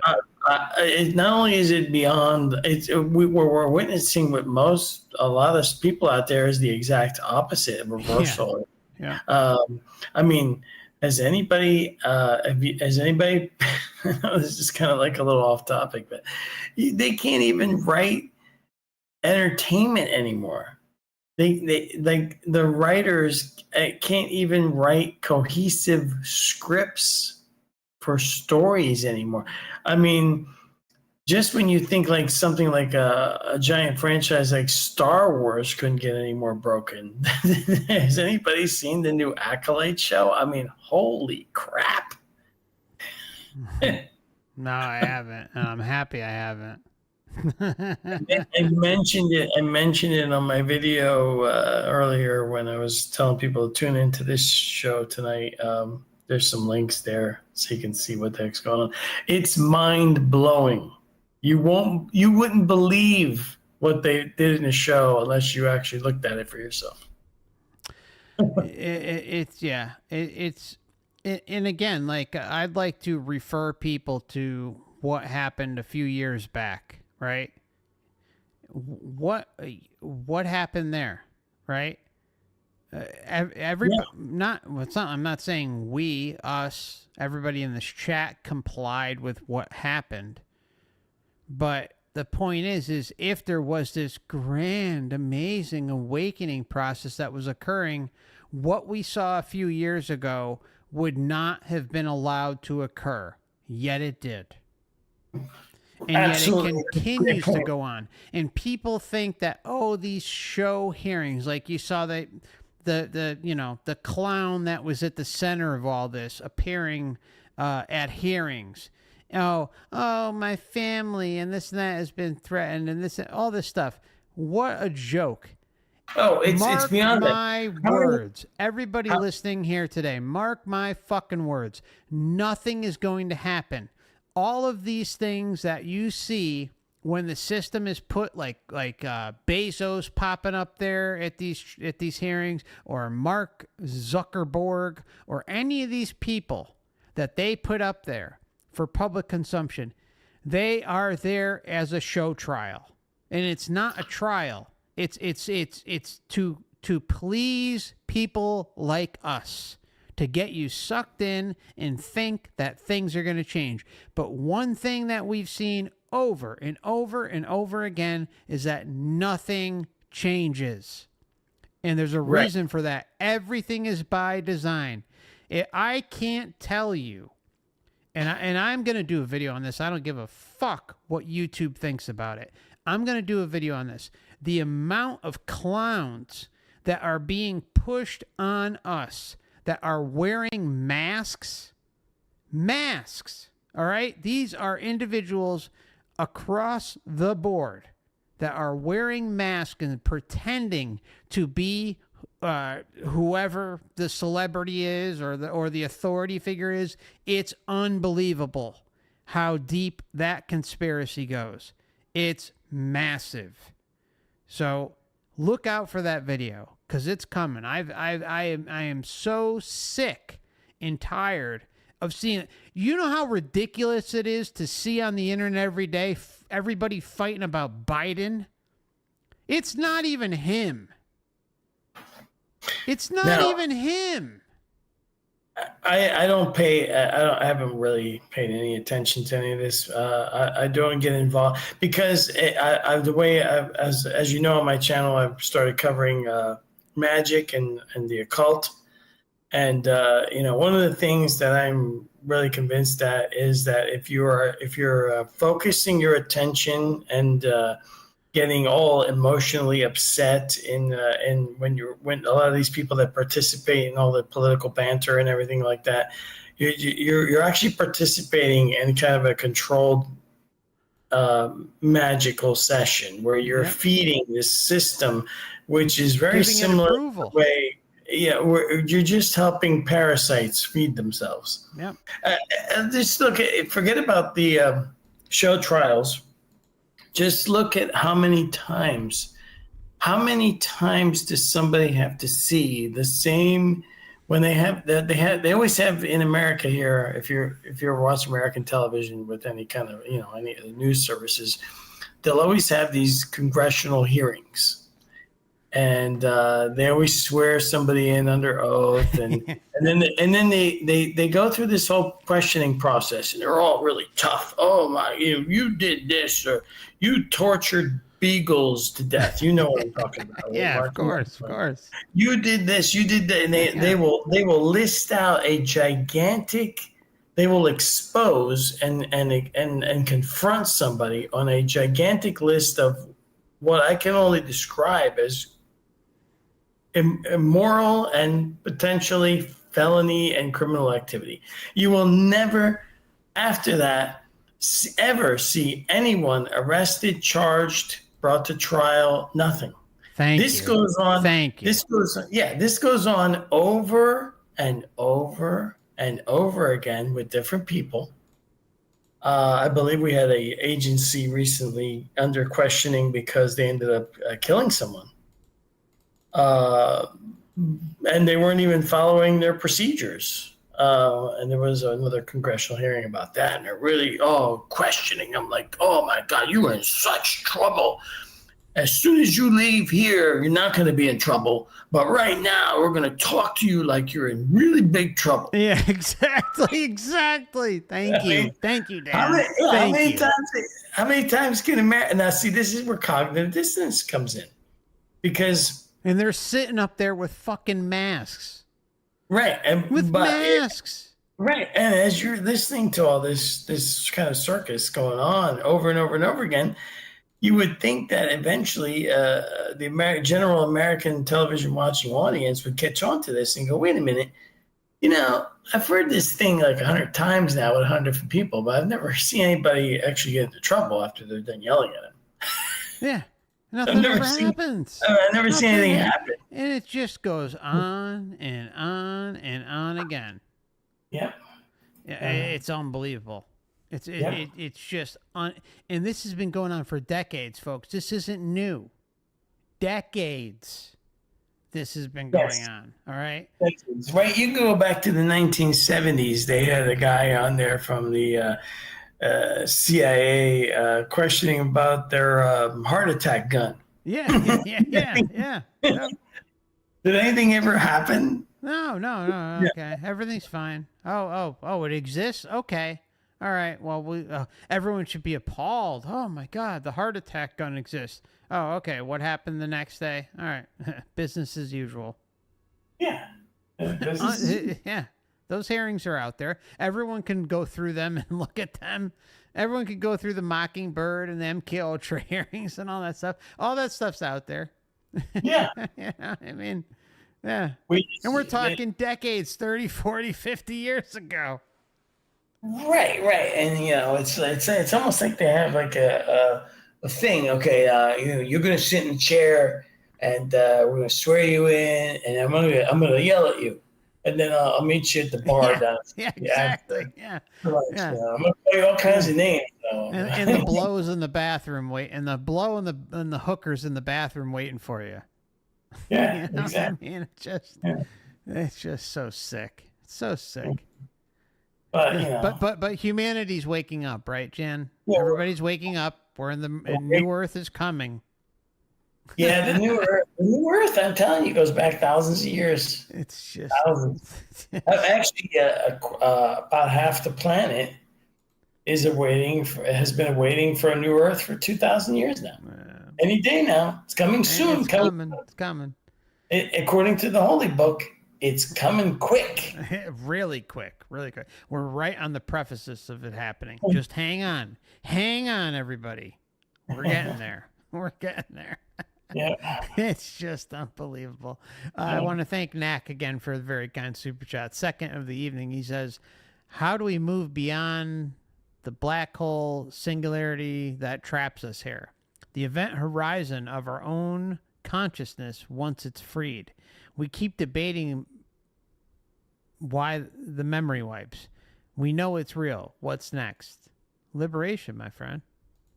Liberation at natural death. At least that's my opinion. And, just continuing to work on, I hate to use the term expanding your consciousness, but, meditating and being able to get in your firm resolve that you're in control, that nothing's going to prevent you from, taking back you when your time comes. I think at least that's my opinion. It's something I continually work on and, or not even work on, but like put out there. It's not something I'm going to, even though I think about it a lot, it's not something I'm going to let ruin my day either. And my intention's out there. It's clear. It's unrelenting. And, when my time comes, it comes. But I don't know. Any thoughts on that, Dan? I mean, I don't know what we can really. No, I think we covered it all. Except what we're doing here. Yeah. Yeah. Yep. Make logical sense to me. My answer, even because how did anything change from one year to the next? And haven't we always done this? So I don't know the answer, but it is interesting to observe. Right. Yeah, it's fascinating to me to hear about that.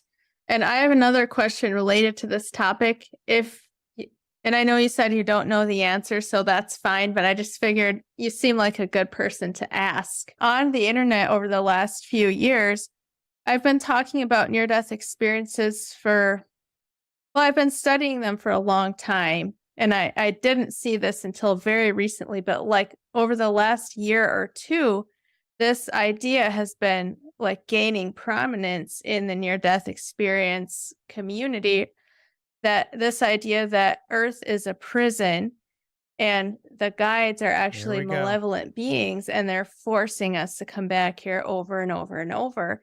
Based on your experience, do you see any evidence for that? Forced. I did start to see that, and I did start to wonder about that. Not that I did start to see that concretely.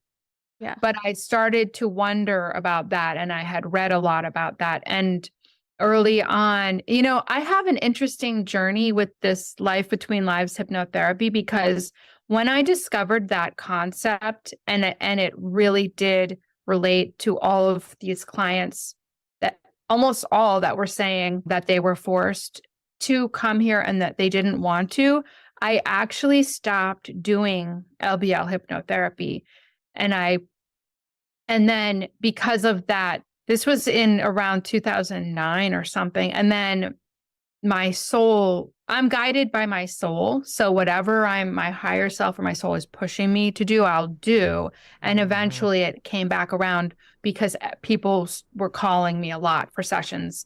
And I finally ended up starting up again. I was only on a short pause. I don't know if it was 6 months or a year that I decided not to do them because of this. But then everything kind of changed, like I told you. So I don't know, it could be that the concept is that the astral plane, it's like we leave this earth and the other side immediately after would be like the astral plane. And that's what they're saying was corrupted and would recycle us back, and they would be. Let me take a guess. Things are going to change. There would be the controlling forces there. I almost feel like perhaps there was a cleanup of that. Yeah. And that perhaps there was a cleanup, Dan. Things are getting cleaned up in here. Yeah. Who's doing the cleanup? Why Don't worry is it about it? It's just happening. Stop questioning things. The cleanup's happening whether you like it or not. I want to make it clear that under no circumstances will any of these people change their minds about anything. Even if they saw all of our videos and went to my website and went through all the books I post in the library there, and they went through all the material I've gone through, they would never. It is not possible, and this may come as a shock to some people. You cannot change anyone's mind about anything. Only an individual can change their own minds. Yep. And if somebody's committed to a way of looking at something, there is nothing you can do about it. So there's no, and this is even heightened in when comment sections. Like sometimes somebody will post some completely Looney Tune comment, or maybe they have a religious perspective and they post something, and then I watch everybody else in the comment section and they get into this giant argument back and forth. You will never change anybody. There are things, psychological things, like besides cognitive dissonance, there's the backfire effect. There's a giant list of cognitive filters that kick in, and only a person that wants to know will I be able to change their own mind about anything. And these two people don't strike me as wanting. I mean, when you get confronted with a barrage of people that have testified that to their personal experience that this is a crappy place to be and they didn't want to come here, and you're able to brush all that off, plus what's coming up soon. Oh yeah. Alien Hybrid said I turned her video off right about here. Well, buckle up, because there's the turning point's coming. It got even worse. Yeah. Okay. Let's keep going. Okay. And that's why the sessions may have changed, because it was crossing over. It was into the astral plane where those beings were. And then that's what the sessions were like, kind of like the way Michael Newton wrote about them. And then when I started up again, people were bypassing that whole realm and going directly to probably like a higher level where there weren't the things that he would describe in the book. And so, what's interesting too is that I'm a rebel, and I don't follow what mainstream says or anybody usually. And so I had discussions with Michael Newton about things that I didn't agree with, because I wasn't having them in my sessions. And I don't want to stir up controversy, but we did have an online forum for the hypnotherapists, and he was part of it. He would participate with all of us. And this is where I would have my discussions with him in our forum. And I would ask a lot of questions and say, this is not happening. This is what it's like in my session. So I'm not a rule follower. And a lot of the things that he wrote about seemed like rules, like this color equals this level of soul evolution. And in my sessions, it was completely different. So I had a very interesting session one time where the soul this was a level of a guide. The soul was a guide. And also, I think he even says guides don't incarnate, but that's not true in my sessions. Guides do incarnate.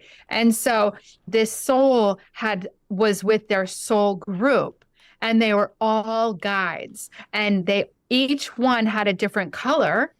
And so when you're on the other side, you're a light being and you have a color, you can change colors or, be a mixture.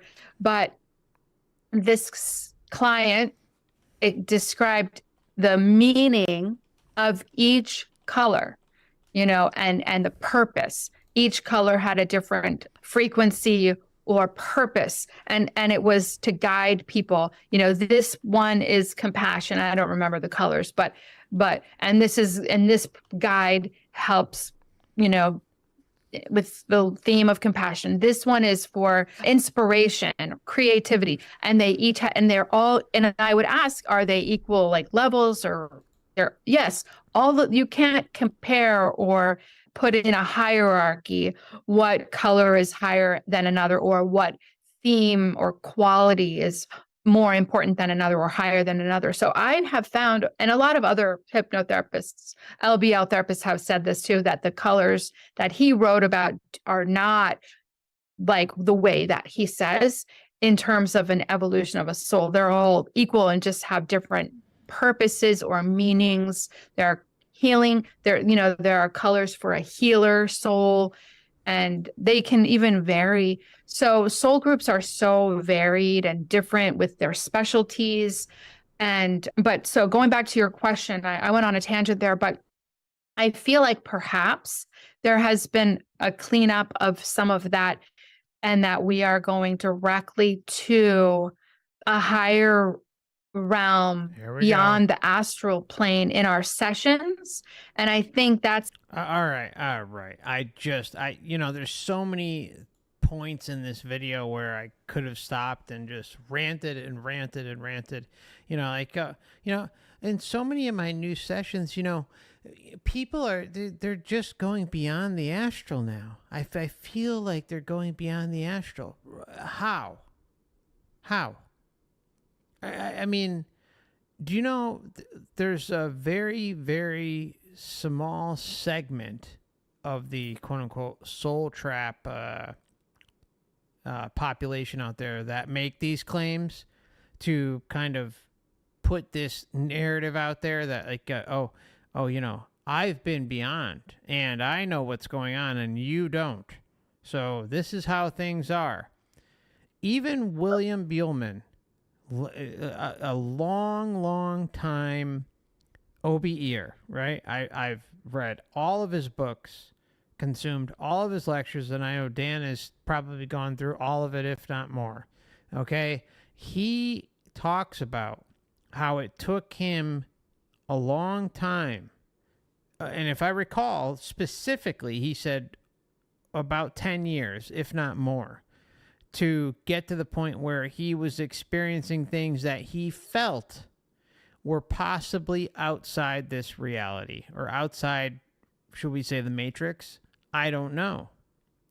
Okay, but he said it was a lot of trial and error for him to get there. And we're talking about someone who has like a very clear expertise in this field, okay?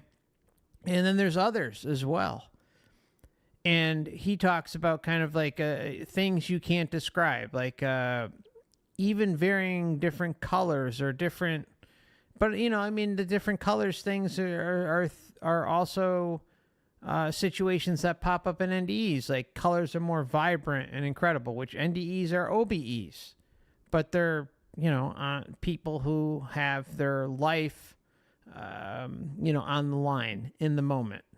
They're not meant to die at that time, but they have something where the Matrix kind of defaults to a certain program and provides them an experience that can be verified with data, or at least line up with data. Let's not say verified, but at least lines up with the data patterns.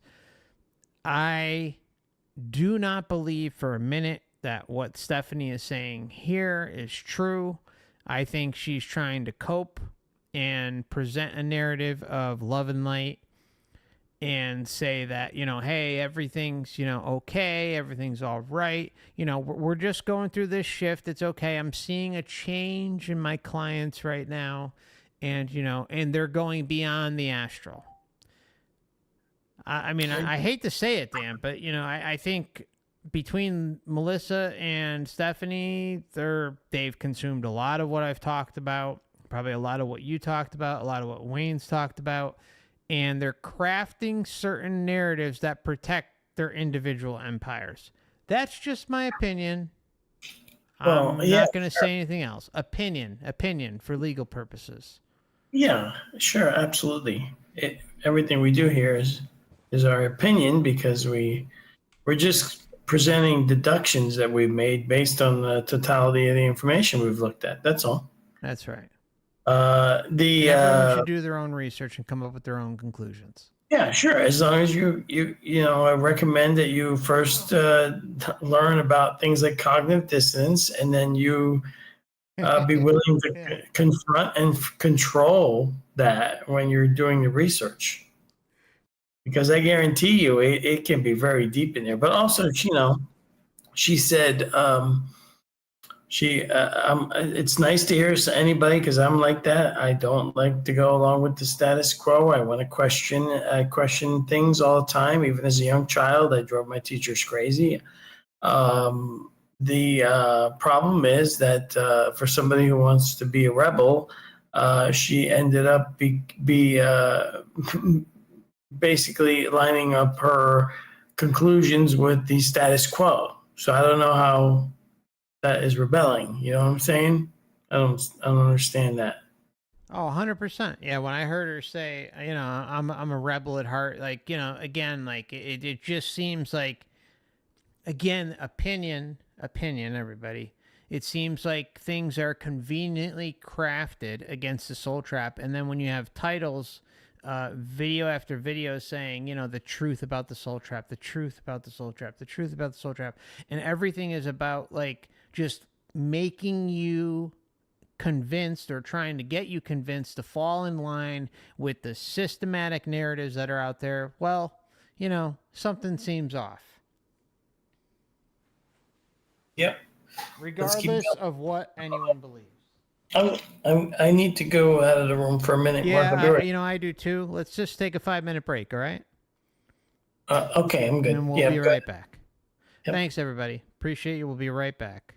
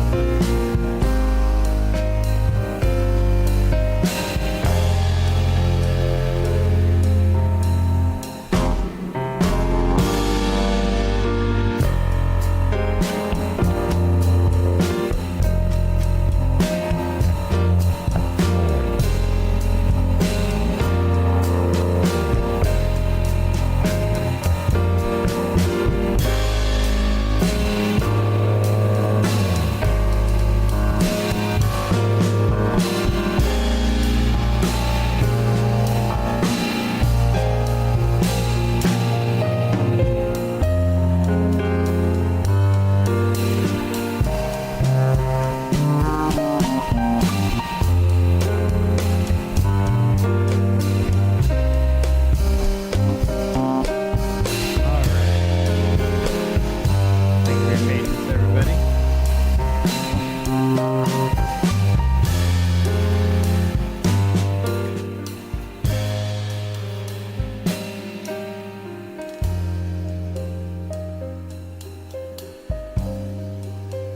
Hey, Conscious Soul, good to see you.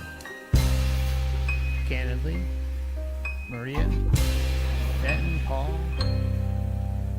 Hope you all doing well. Okay. Want to give a shout out to the Odysee crowd. Kyla, Wright, Roiling Water, Holiday Fairchild, and anybody else who may be watching over there. And also on Rumble. Hello, everybody on Rumble. All right, so let's get back into this. I'm here, Mark. Okay, thank you. Just as a reminder, this channel is for educational or perhaps entertainment purposes only. I don't know why the video isn't appearing, but it's always important to do your own research and come up with your own conclusions, whichever the law would prefer. Again, this channel is for educational purposes only. All right, Dan, welcome back. And we're going to continue this extravaganza into tonight's video. It's actually the answer to the question that you had asked before, and this one, that why did that change? And I think I can only assume that that's the shift that happened. Maybe our consciousness became aware of that prison type of situation or that trap, and that we broke through. Because if we are humans, but we're having a spiritual experience on the other side simultaneously, and maybe our soul said, no more of this. And maybe we took care of it in some way, because I really have experienced the change in my sessions. They're not like the books anymore. Wow, that's amazing. Yes. So, Hey, Mark, can you going pause it off of that. Just a quick second. Yeah, she never like follows up. Well, no, it's just she said something very profound there. We're not okay. I think William Buellman, Monroe has probably commented on this also, but it's also becomes quite obvious if you do enough of this research. We are consciousness, individual souls, currently occupying a human body. We are not humans.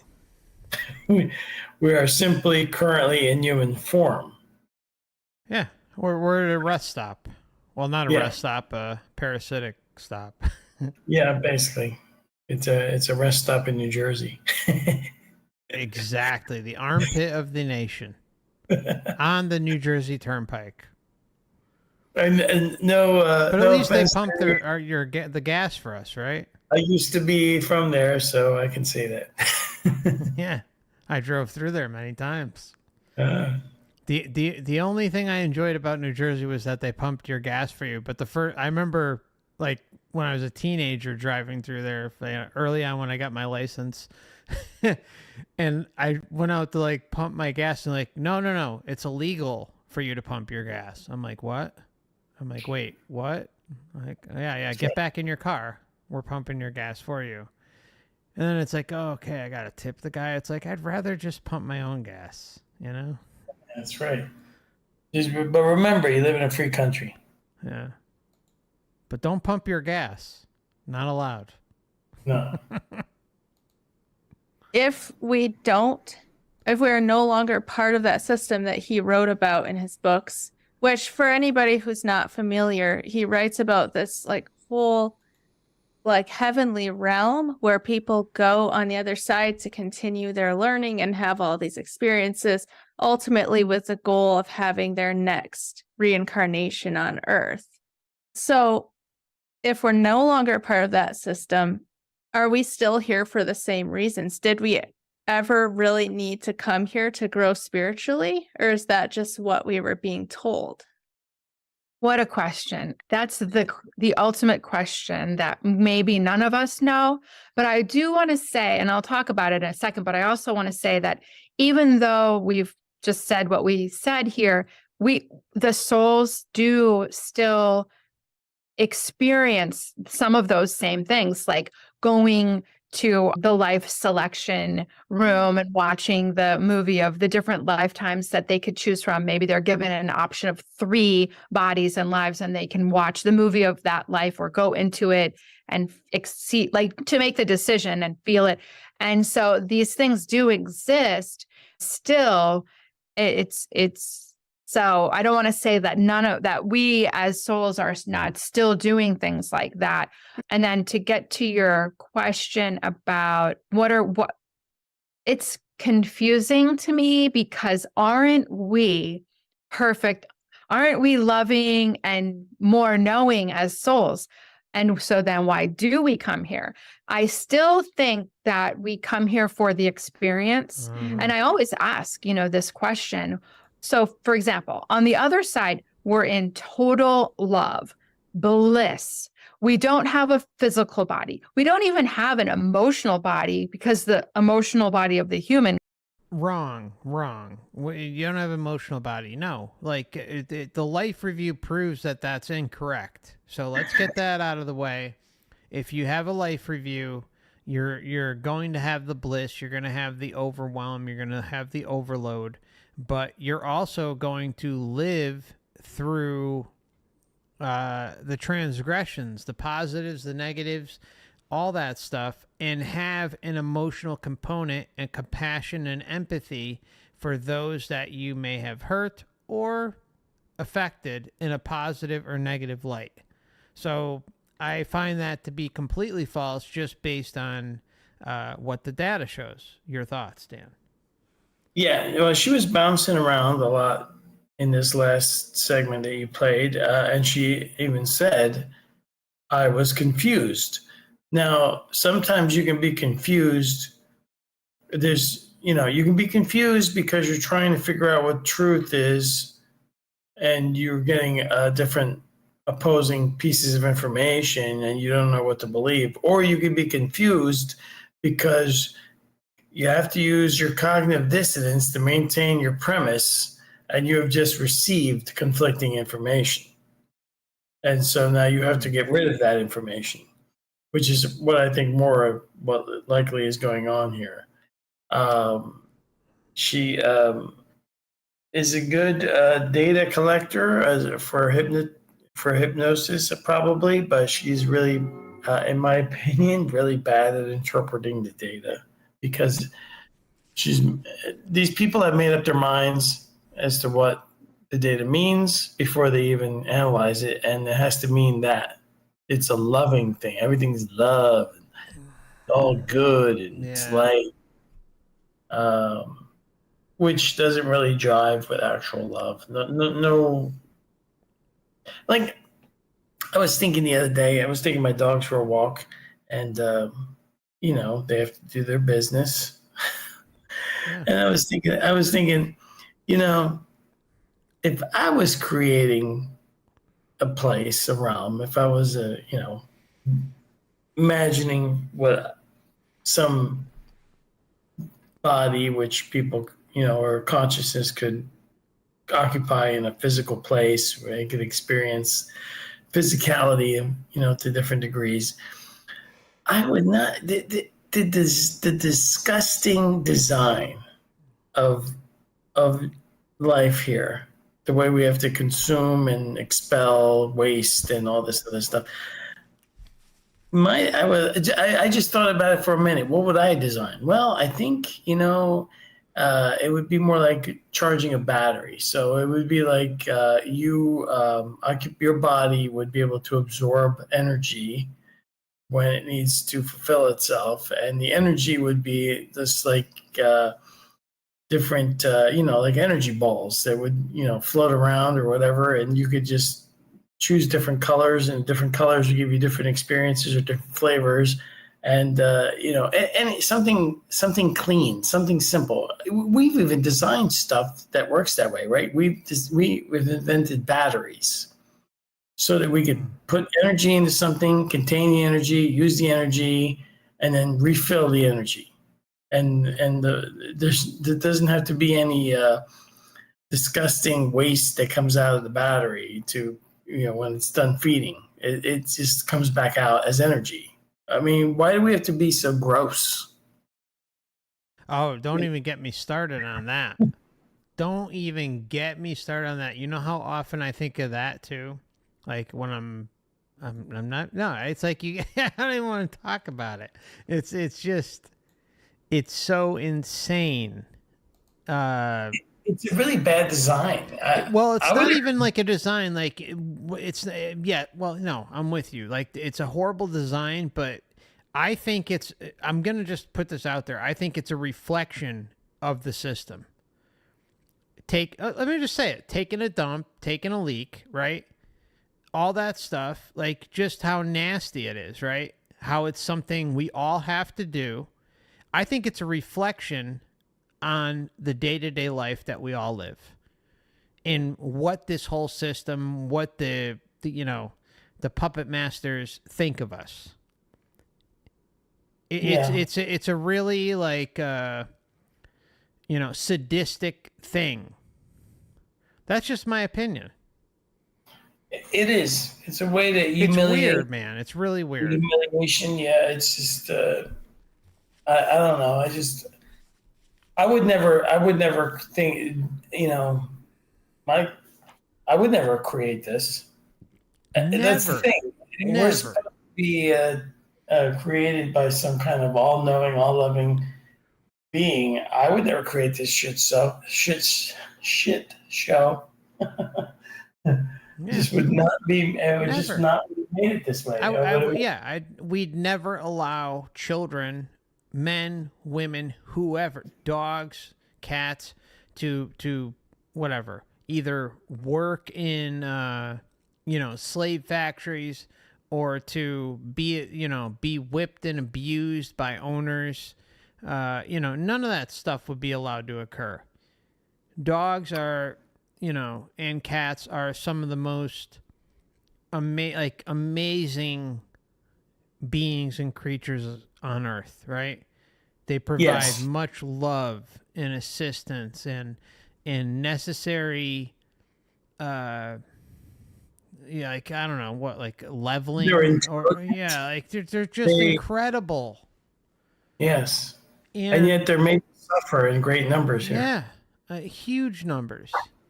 Like for instance, I'm not going to drone on about this too long. I've talked about it before, but like I adopted a pit bull when I graduated high school. I went to a inner city kennel, and I looked at probably like 17, 18, 19, 20 dogs, something like that. I looked at a lot of dogs. And the last dog that came up to me, she just came up to me and like put her head in my lap and just looked up at me. And I said, I'm taking her. And that was Angie. She's my baby. I loved her. I loved her to death. Like, she was just a sweetheart. All right. And she lived for 18 and a half years. 18 and a half. She was a freaking warrior. She was a sweetheart. All right. And, she was with me a long time.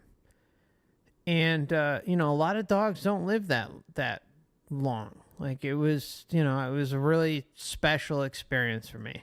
And when she passed, and even while she was going through the ends of her life, like, you can tell she wanted to live. And she wanted to live for me. She wanted to live to just be there. I mean, like, the loyalty that dogs have, the love that dogs have, it's endless. And cats, right? I mean, like, it's just endless devotion and love, like, and they're not humans, right? Humans are nothing like dogs. They're nothing like cats. All right? I've had family, I've had friends, I've had acquaintances, and none of them stack up to what a dog can give you. None of them. I've had great loving relationships with humans, but you know what?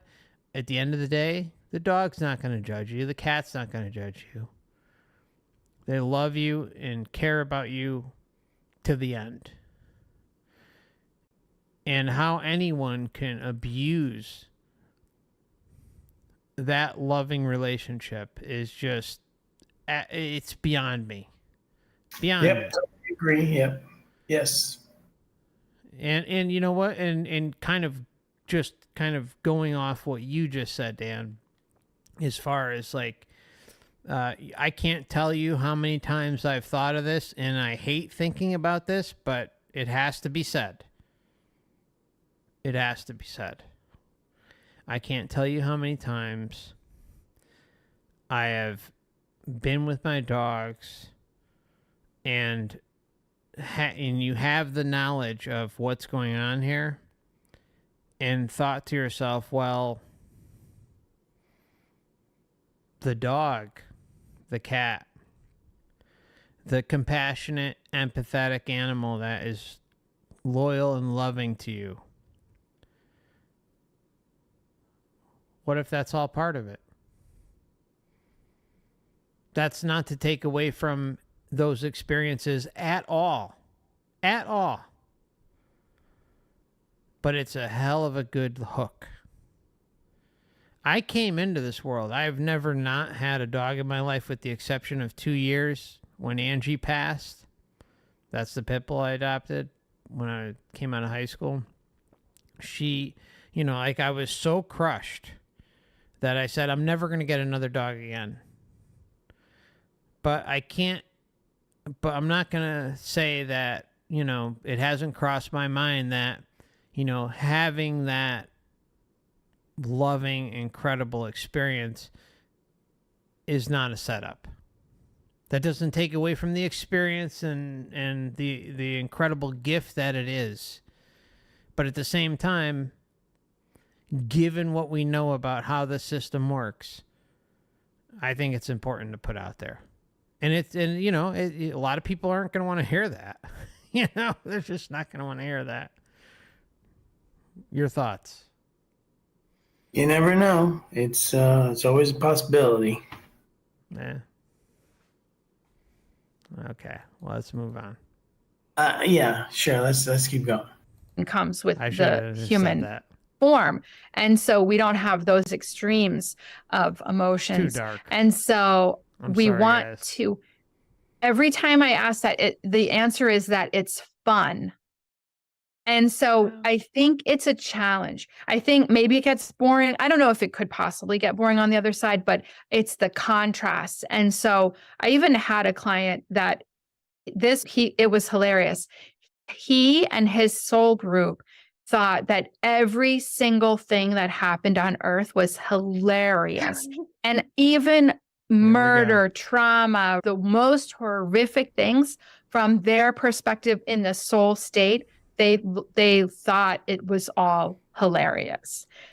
It's all hilarious, Dan. This is where I stopped the video. Yeah. How can you not? I had to stop it here. I haven't heard anything past this point because,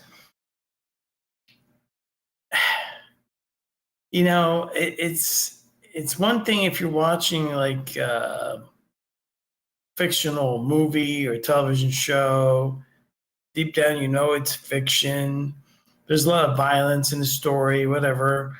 But you always know that it's staged, it's choreographed, it's not real. So you can sort of get out your, like maybe you're watching a revenge movie and or like a Jason Statham movie or something. And you can enjoy even though there's all this mayhem going on, you can still enjoy it because deep down, hey, that's not really, it's just acting. But here we know that because of amnesia, because you're incarnated into a human body. You're jacked in. Your brain now is processing your consciousness. As Rupert Sheldrake puts it, your brain is basically a reducing valve to reduce you down to this pathetic level. And then that's me saying that. He just says it's a reducing valve without considering the implications of that, and why would that even be a good thing? And then we're put into this environment, so you can't remember anything before or after, and then you have to go through this experience of suffering, whatever, and you might be a victim of some horrific crime or some atrocity or something like that. And then to think that this is in any way, you have to really be, you're getting close to being narcissistic here, where you can just casually say, "Oh, isn't that hilarious? That is so funny." 100%. All the suffering and murder and mayhem and atrocities and heinous acts that it's just It reminds me of Robert Schwartz, and I covered him number of years ago, talking about Stockholm Syndrome, aka cognitive dissonance. And one of the things he said was, and I quote, and this quote may be a little off, but this is what he said. And funny enough, Melissa interviewed this guy too. He said, we think of those with AIDS or those who are drug addicts as losers. That's what he said. And he just, and this is a guy who is, well known and propped up by the system, in terms of, pre-birth planning, pre-birth memory, stuff like that. And one of the things I noticed about him, and I'm not gonna say much more. Again, this is just my opinion. He doesn't smile. He smiles on his book covers, and all he does is talk about his books, and he makes up excuses and says some really horrible things that prop up the atrocities that happen here. And if you guys want to check it out, feel free. Stockholm Syndrome. It's a 2-part series, probably 2-3 years back, and I go over what he says, and it's appalling. It's just it's horrible. It's no empathy. There's none.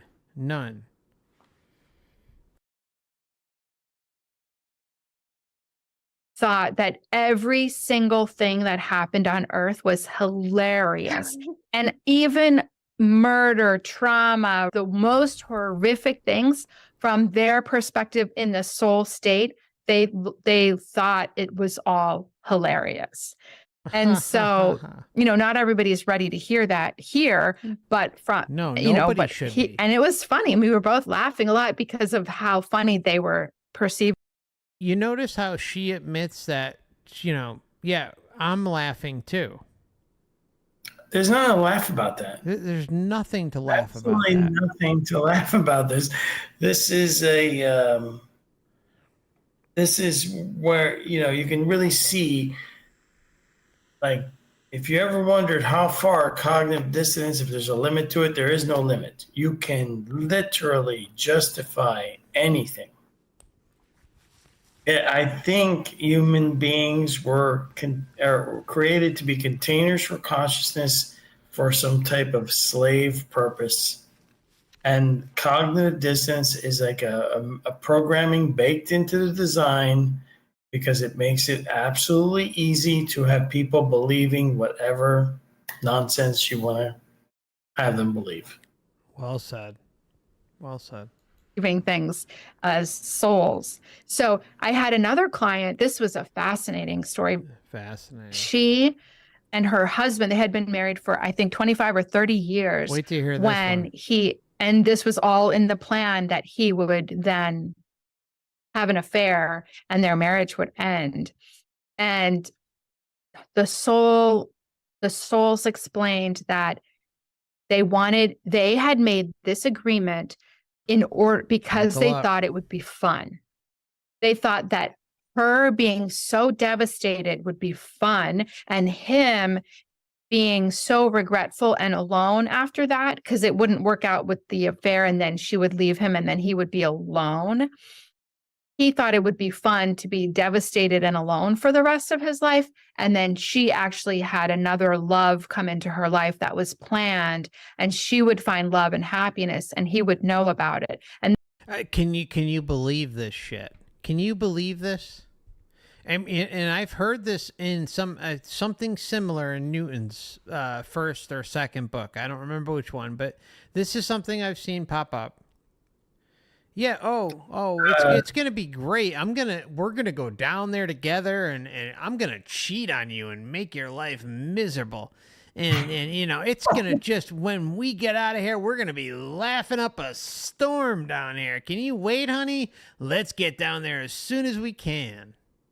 This is what's funny about this is actually that people can believe this, that this will fly, and and there's people out there that would rather believe that version of the explanation than what we're presenting, which is, hey, you got to figure this stuff out, assert your individual sovereignty, and then you can get out of here by simply willing yourself out of here, because they can't really keep you here if you really want to get out. And if you understand what's going on. That's our version. Our version's that, this place is screwed up. It's very parasitic. You're not learning anything. Whatever you could have learned, you've learned by now. The only way to win the game is not to play the game anymore. And then, you can choose to do that. That's our version. No. It's not really that hard. We don't have any groups you got to join. There's no membership fees. There's no churches or doctrines or dogmas. It's basically just you and just, your will. And that's it. It's really that simple. You're in charge. Yeah, exactly. And coming to that realization, right. One of the things, I've talked about it. I know you've talked about it many times. If you had no power, everybody, please listen to this.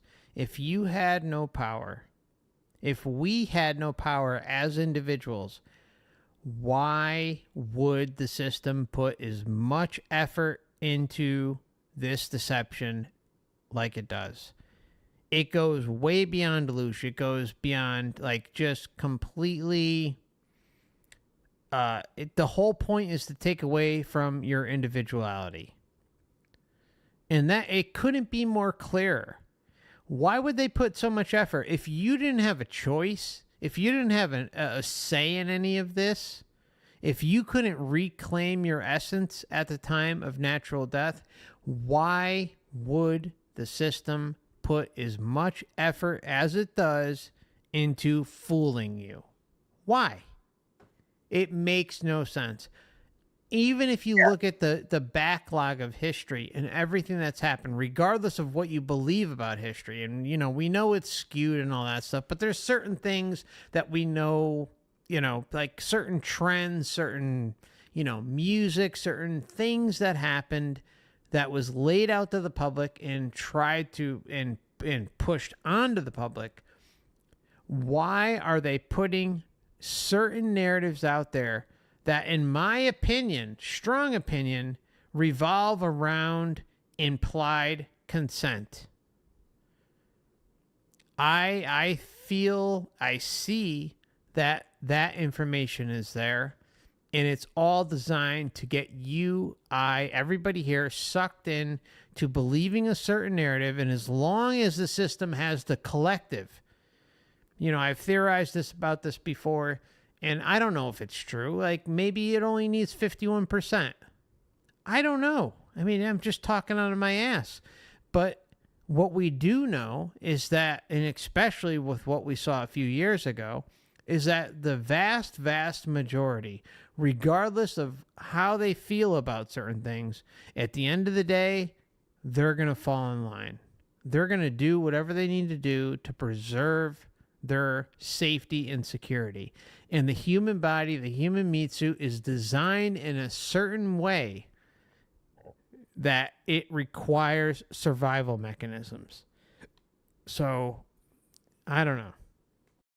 Well, look, the real, I explained our simple idea, but most people will listen to this and, oh, she really knows what she's talking about, and then they just buy into this whole idea where, hey, it's a great idea. Let's plan a lifetime of misery and suffering. Isn't that going to be a good time? Isn't that what you look for when you want to go on vacation, Mark? Sure. You want to sure. You know what? I want to plan a trip where everything goes wrong and it's a disaster. The flight's delayed. The hotel is, you get the wrong floor or the wrong room. I get food poisoning. Yeah, you get food poisoning. I think we're gonna check off food poisoning. This is gonna be great. I can't wait. Cannot wait to go on this trip because that makes sense, right? That makes drink the water. I'm just following the logic here. That's her logic. Her logic is that's how you plan a vacation. Food poisoning. Yeah, food poisoning. Exactly. That happens so often too. I hate to laugh about it, but you're right. It's just so screwed up. And they thought that this whole dynamic would be fun. Wow. I know. So really, I think the answer is that we come for the experience. The emotional body here is so intense, and we can't get that on the other side. The physical experience is so intense. And we want to know how well we can do with things. Another thing is that we love the progress. We love the healing progress. So it's go and process. So if we have a wound, like a broken leg or a broken heart, or we've gone through some major traumas, we as souls love the process of going from that devastation through the healing process. Okay, let me give you an example of something that I experienced as a child. Okay. I loved skiing. Loved it. My dream was to be a ski instructor or to be a mountain bum. Okay. That's what I wanted to do when I was, in my early teens or something. Right. And so I was working to be on the ski team. Well, the Matrix comes along and okay, so I have my cleats. I'm wearing cleats because we were doing like drill exercises, like the halfway, like in the mountain. And I slip on some snow, and I'm not even joking. I do a full 360 in the air, at least, maybe even a little bit more in the air, and I land on my shoulder and my wrist. Okay, I shatter my shoulder. Okay, my dream was to be a ski bum. Okay. And all of that came crashing down in that moment. And I learned absolutely nothing from that experience except pain and suffering. Okay. I had to have a surgery. I had to be hopped up on pain meds. I had to go to physical therapy, in my, probably like 12, 13 years old, whatever the age was. And I was never able to ski again because my shoulder chronically dislocates. Okay. I learned nothing from that.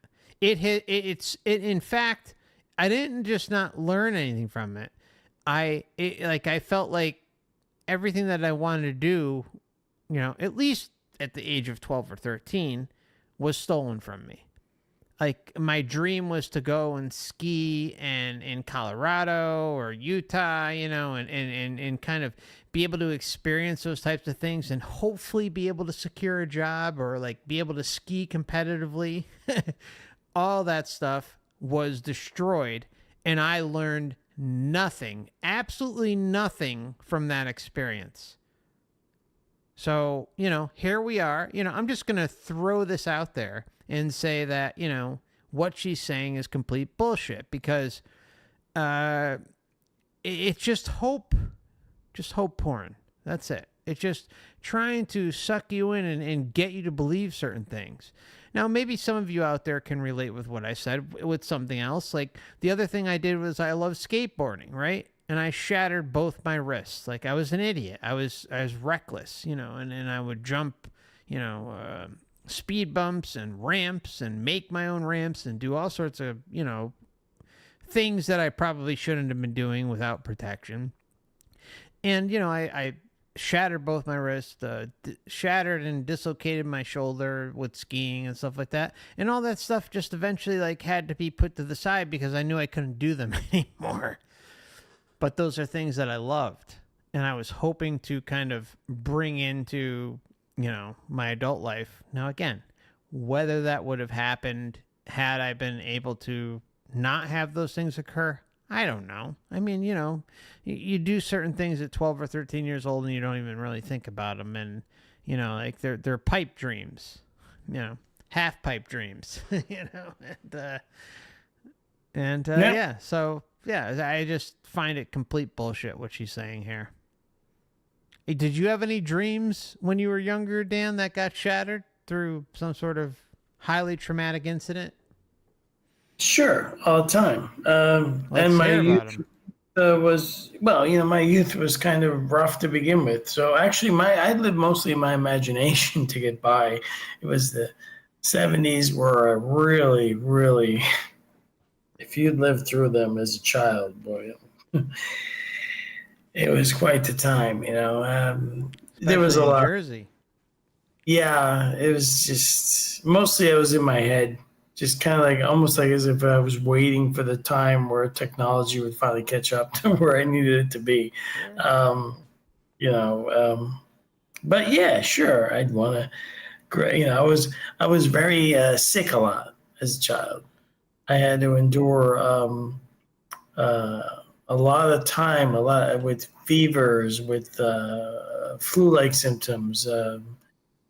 Turns out, even though my mom, she was the old-fashioned Italian mom, and unfortunately, in old-fashioned cooking, things were overcooked a lot, so I wasn't getting enough vitamins.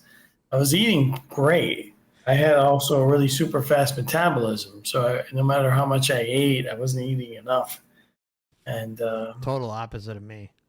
They had to put me on vitamin supplements when the doctor finally figured out things. Yeah, there was all kinds of. Did you get IV supplements? No, just pills. Okay. It was the 70s, for crying out loud. Well, did it help at all, or? Let me give people out there a sense of the 1970s, besides what they can see from a really, really bad TV show, movies from that era. But the 1970s was a decade where, as a child, if you're bored, a good idea might be, let me get a box of matches and go play with them in the backyard. Today, let me get some scissors and run with them. That was the 1970s. Let me get in the car and go for a 1,200-mile ride with my parents, and none of us are wearing seatbelts.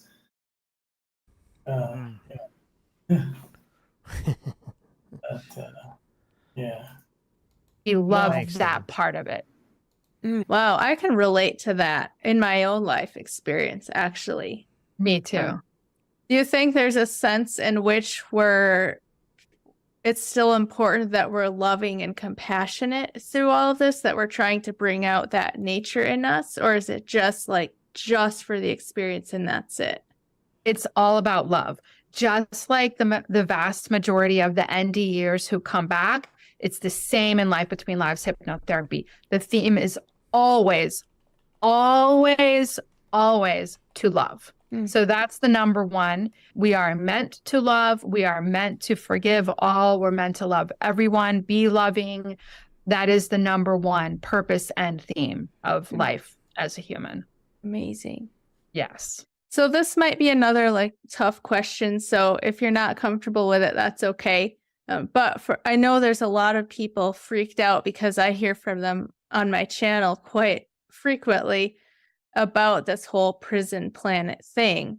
For those people, is there any way we could like set their mind at ease? Like if when it's their time to pass on, Is there any way for you to just for anyone that's questioning this reality and thinking about the sovereign direction to just accept that everything is okay? Mark, you there?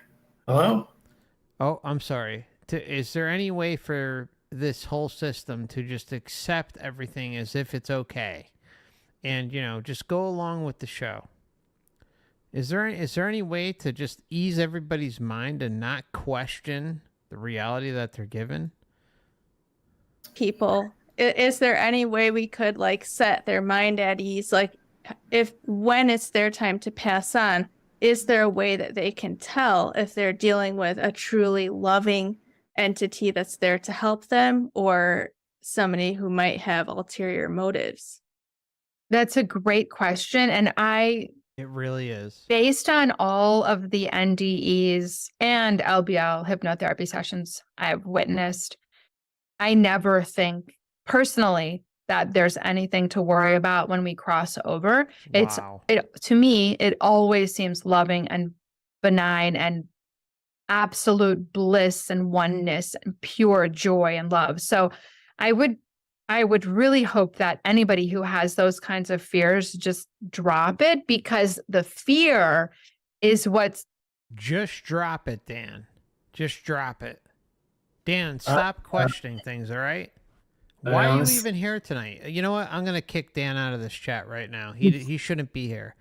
Dan, you're a bad influence. Just drop it. How dare you question this reality? They really want to double down on the murder. Yeah. Yeah. This place is hilarious. It's unbelievable. It really is. We really need to relax because a loving, is a loving being, and okay. So let me put it to you this way. If you think you think you are, a loving being, would you allow anyone to go through this process here? Never. Not a I would never, ever, ever, ever. Because that would be kind of it would be an evil thing to do. It would be kind of evil. Yeah. 100% evil. So, so if that's the case, then what is the beings that are you're greeted by that shower you with this love drug or whatever it is, and then want to cajole you into another reincarnation cycle where you get, a couple choices, and hey, look, would you rather take this one, and then you can, die in a horrific crash when you're 33 or when you're 33. Yeah. You want to 33 and a third. You want to take this one. At the end, you're going to get Alzheimer's and you won't remember anybody. But don't worry, because after you're dead, we're going to wipe your memory again anyway. But you're going to get early onset Alzheimer's, and you won't be able to recognize your family. They're going to be suffering like crazy just because they're trying to take care of you. And one night you're gonna wander away from home. And you're gonna have to be on one of the statewide alerts when you're gonna have to tie up a silver alert. Silver alert. It's gonna be a great time. You're killing me. Oh, it's only because I love you so much that I want you to know. All right, yeah. Okay, let's keep going. I don't even know if I can. Oh, that was great, Dan. That was great. They're going to attract, or be in confusion. And I would try to work on getting really right with it here and now, and really adhere to the truth of the multiverse and the all that is, which is love. And so I just I'm a perpetually hopeful and positive person, so it's really hard for me to latch on to anything fearful. So even though I had heard about it, read about it, and even pondered it so much, nothing, it's like trying to grasp like water or sand. I can't hold on to fearful concepts like that. So once I went through that phase of like, oh, wait a minute, maybe it really is like that, it didn't stick for me. So I hope that other people can kind of move through that phase too of like, well, maybe that's a possibility, but ultimately, why don't we just go ahead and believe all the NDEers, right? Because nobody's coming back and saying that. They're all talking about the love and the bliss. Same for LB. Okay. This point drove me nuts, and it drives me nuts about the entire Soul Trap community. Nobody comes back and tells us, that what's going on. Of course not. Who in their right mind that figures this place out is going to come back here and tell you? You've got to figure this whole scam out while you're here. You've got to figure out the whole deception while you're here, while you're in the physical, because you're taking things, belief systems that are obtained and utilized and pushed on you while you're here, and then applying them via your intention, aka your belief system, and carrying them over into the afterlife.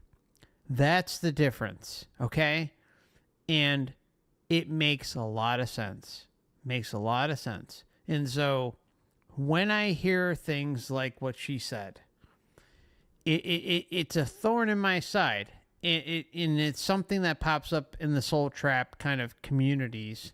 There's like different factions out there. There's a whole set of like massive disinformation that's going on, especially over the last year and a half, 2 years, 3 years, with the Soul Trap and everything that I see. And I'm not joking. Everybody listening here today should know this. The controlled opposition, the government agents, or the matrix agents that are trying to kind of infiltrate this narrative about what's going on out there. Their entire narrative is to demean you, to take you away from who and what you are, and to take away your power. Just like everything that happens here in the now. It's to make you feel hopeless, to make you feel powerless. And the one thing I've said over and over and over again, and I know Dan will back me up on this, it's that if you are able to leave your body and experience what you're capable of, everything falls by the wayside. Everything. You're able to experience something that you can't experience on Earth. And you realize the power that you actually have by going outside the body, either through a meditative state, a heightened meditative state, or like something like an OBE. Those are the two areas where you can experience this and test it out. You can will things out of existence. You can do incredible things and feel confident in knowing that you're capable of those things. And everything here is meant to demean and diminish and stomp on everything that makes you realize that. Period, point blank. Again, I don't claim to have all the answers. Dan doesn't claim to have all the answers. Wayne doesn't claim to have all the answers. We all sit here and say that and freely say that. But the one thing you can prove to yourself is that you have more power than the system has led you to believe your entire life. That is certain. 100%. I think Dan's NDE proves what we've talked about. He was casted off into an orange field during his heart issues, during his surgeries and all that stuff when he was under anesthesia. It wasn't his time to leave, but he was left alone. Why was Dan left alone? Because that was his will. That was his intention. You know, I don't want to put words in your mouth, Dan, but that's my opinion. It seems so clear. No, that's true. I had a clear sort of knowing. And a lot of these things I never experienced before, you know, and I don't have, it's not like I have a complete detailed account of everything, but I do know certain But things. you were under the influence of drugs, propofol or whatever it was. But I had a clear knowing of where I was, why I was there, and why there was nobody else there with me. Bam. And it was because no intrusion was welcome. I didn't want to interact with anybody. I had nothing to interact with. There's nothing anybody could have told me or tricked me with, or I had done so much research, and my subconscious has been pretty much unbrainwashed. A lot of the programming is purged out, if not all of it. And there was absolutely not. Besides, all the tricks, I'm well aware of them. That none of them are going to work. They're going to be turned around, and then they have to deal with the fact that it's nothing is worse than having somebody turn something around on you, and now you're on the receiving end instead of thinking you're in control in any kind of an argument or discussion. So yeah, nobody, there was just nothing. Like nothing was fighting. Well, like nothing was fighting you or giving you pushback. no, it would have been a waste of time for that. And we did discuss this, so anyone interested in hearing more about it, feel free to search the channel. There's a thumbnail with an orange grove and Dan and his heart in the center, so feel free to check it out. Yeah, it's incredible. I mean, the Matrix didn't want to mess with you, Dan. That's my interpretation, and they're not even going to try. That's true. It was pointless. Yeah, hypnotherapy. So I'm sorry. What did you want to say? So that's it. Keep going. in my opinion, we always go into bliss and love and oneness and joy. And I've never heard otherwise. Okay, there are people who have had hellish NDEs. I've never looked into those personally, so I can't speak about that. But that's never been the case with the Life Between Lives hypnotherapy session. There has been a little bit of darkness, actually, that I have come across in one.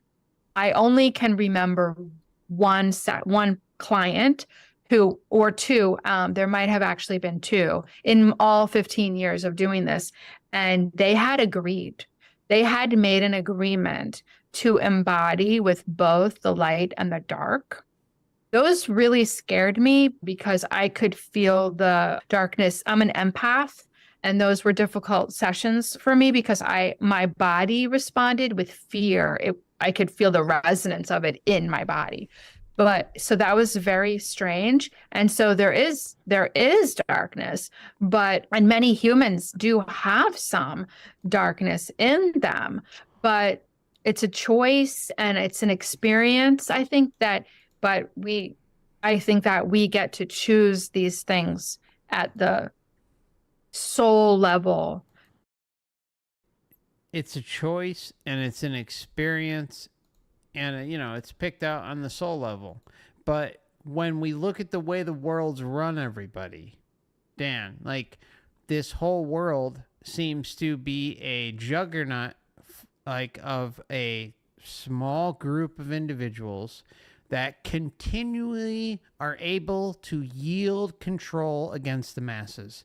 And this is something that I talked about in my intro video. Some of you may have seen it. Like, what's the point of, what's the point of living on Earth? Like, what's the point of Earth? Like, what's life all about? Whatever the heck the title was. And I talk about this. Like, this is not new. What we're going through, what we experience, what we see happening out there, it's not new. This has been going on for a very, very, very long time. As far back as we have documented history for, across Sure. multiple cultures. Yes. There Also, is always something stomping on us, Dan. yeah. Also, if you listen very carefully to this last portion you just played, this is you. If you study it long enough, this is a classic. This is like the full-blown cognitive dissonance at work here. Oh, there was a hellish experience. I didn't look into that. Of course not, because if you look into it, it might disrupt your premise, your blueprint for reality, which you have. But it's constant. There's a lot of.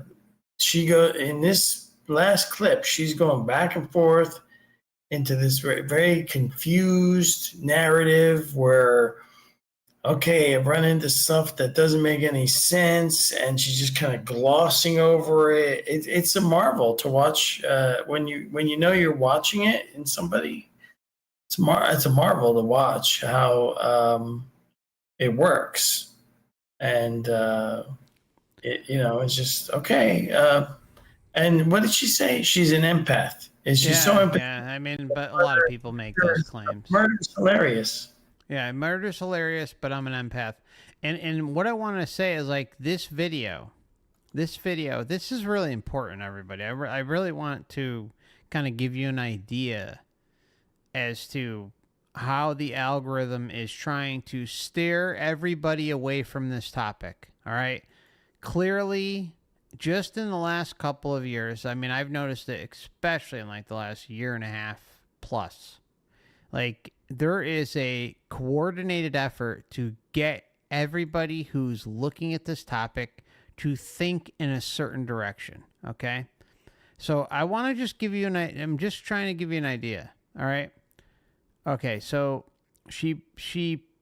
this is the view count of the last 8 videos. The last 8 videos. Hear me out. Okay. The most recent video, 17,000 views. The next one, 16,000 views. Following video, 5.6 thousand, so 5,600 views. Following video, 8,000 views. Video after that, 7,000 views. Video after that, 8,000 views. Video after that, 28,000 views. And then the Soul Trap video, 79,000 views. 79,000. And then the video after that is about a cataclysmic event is upon us and we don't recognize it. 49,000 views. And then it drops back down to 6,000. And then 4,000. And then 15,000. What I'm trying to say is that the algorithm is favoring anti-soul trap narratives.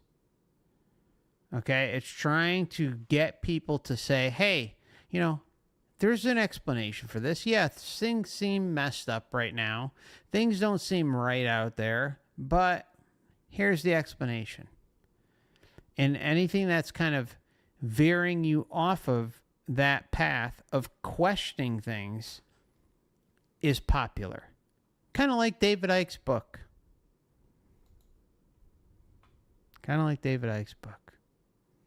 Who watches your channel, Dan, watches Wayne, watches me, and kind of compiles information and, throws it at the wall. And anyways, I'll shut up. Okay. All right. I'm going to shut up.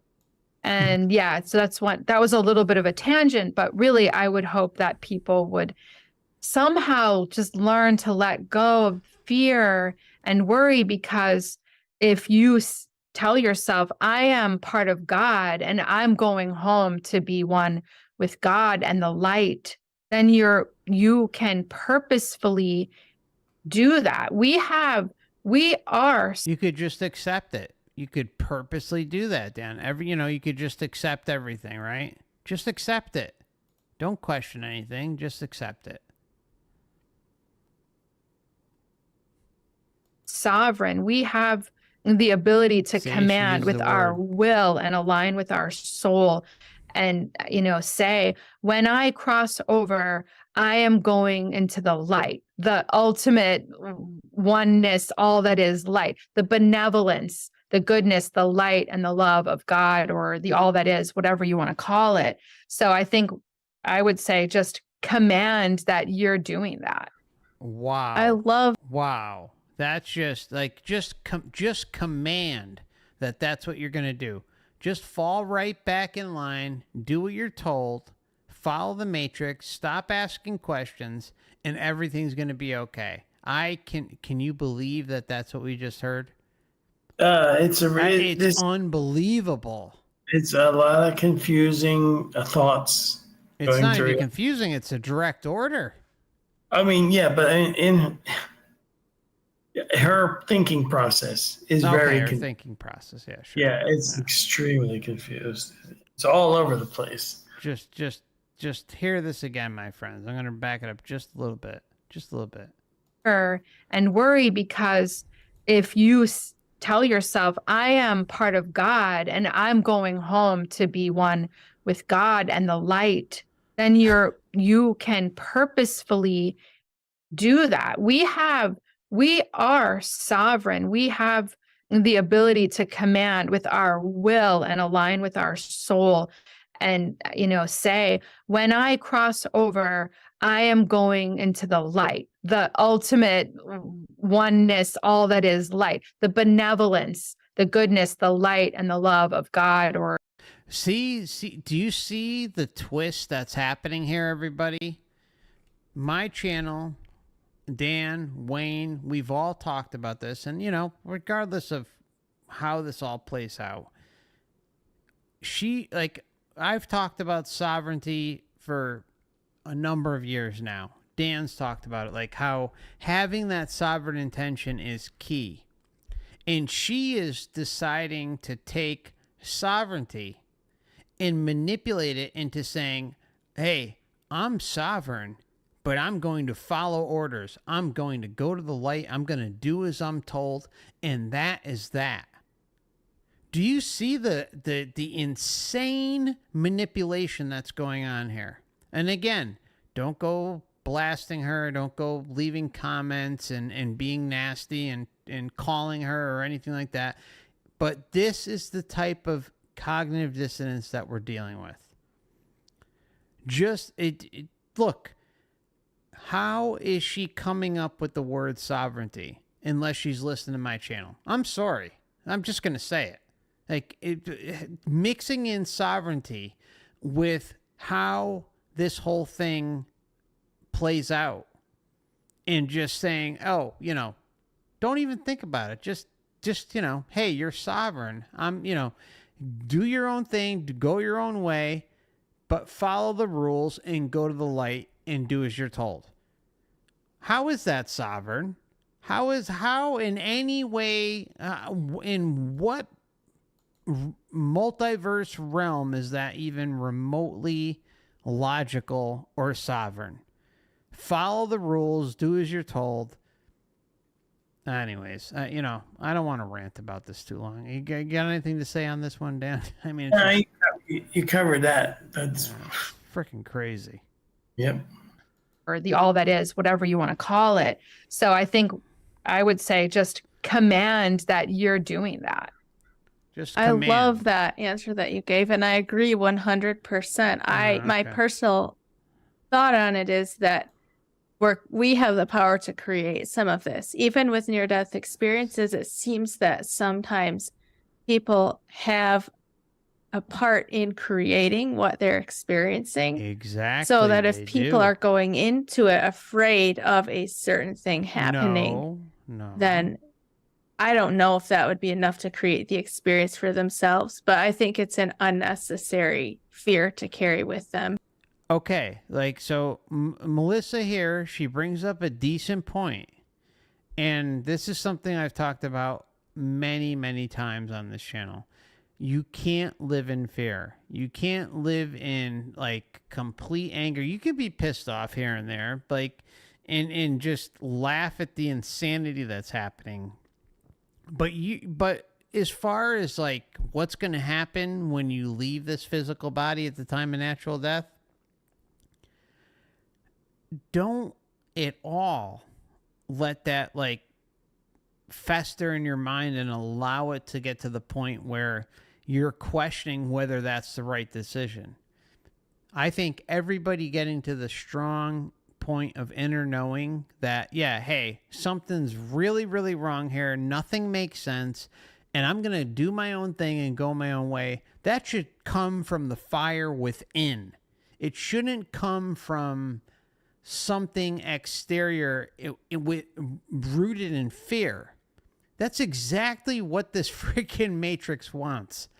And I can't tell you how many comments I've seen and received over the years, like where like there's like just this like incessant fear. Don't be afraid. Be strong. Be you. Laugh at this place. As difficult as all this is, I know it's a shit show. I know it's horrible in many respects. There's a lot of good. There's a lot of bad. But the horrible that happens, like we have to acknowledge that the horrible exists, but at the same time, everybody has their own path. And for the millions and millions of people out there, millions and millions of true essence beings out there who are not ready to face this, it's just not their time. And you know what? As harsh as this sounds, it's also not your problem. You are part of your own problem, your own solution. And if you allow this place to fester and just chip away at you and let it eat you alive, you're letting it win. Because it is a loosh-based system that's designed to just suck the energy out of you and get you to doubt yourself and get you to like just throw everything about your essence away. And it's like, it's the worst mentality to come here and like allow yourself to be at. It's just not good. There have been, like, there was an individual, I'm just going to put this out there, right?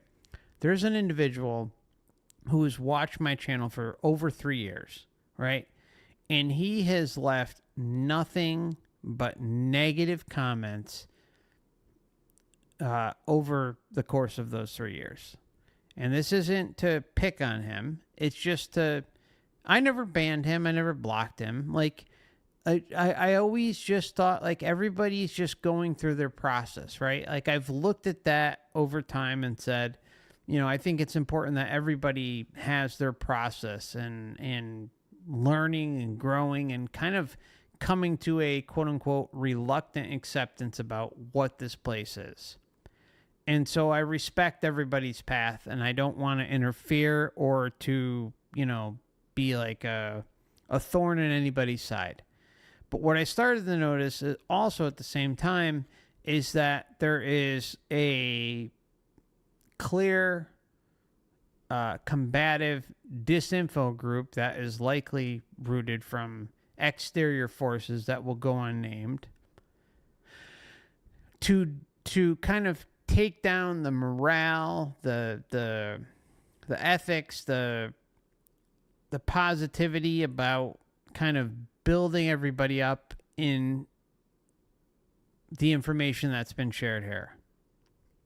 And it was all in the chat for so long.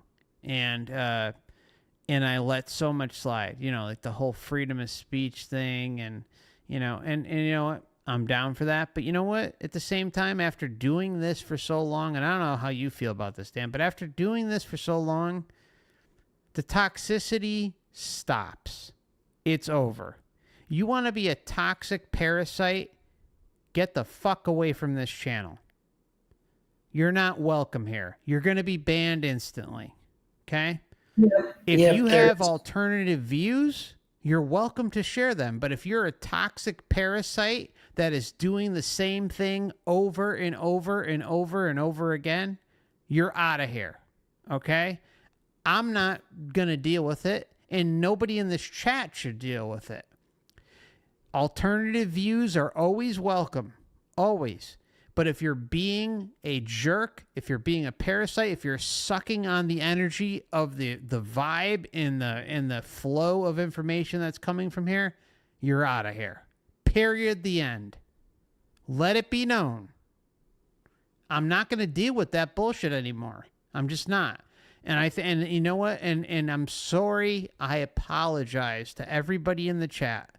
Deeply, deeply apologize for letting certain things go, because I was looking at things like, oh, everybody's kind of has to kind of fall into their, acceptance phase, or they need to look into this stuff on their own and kind of get to a certain point. And I was angry too, right? I went through the anger phase multiple times with this information. So I can relate with that. And I let so much go.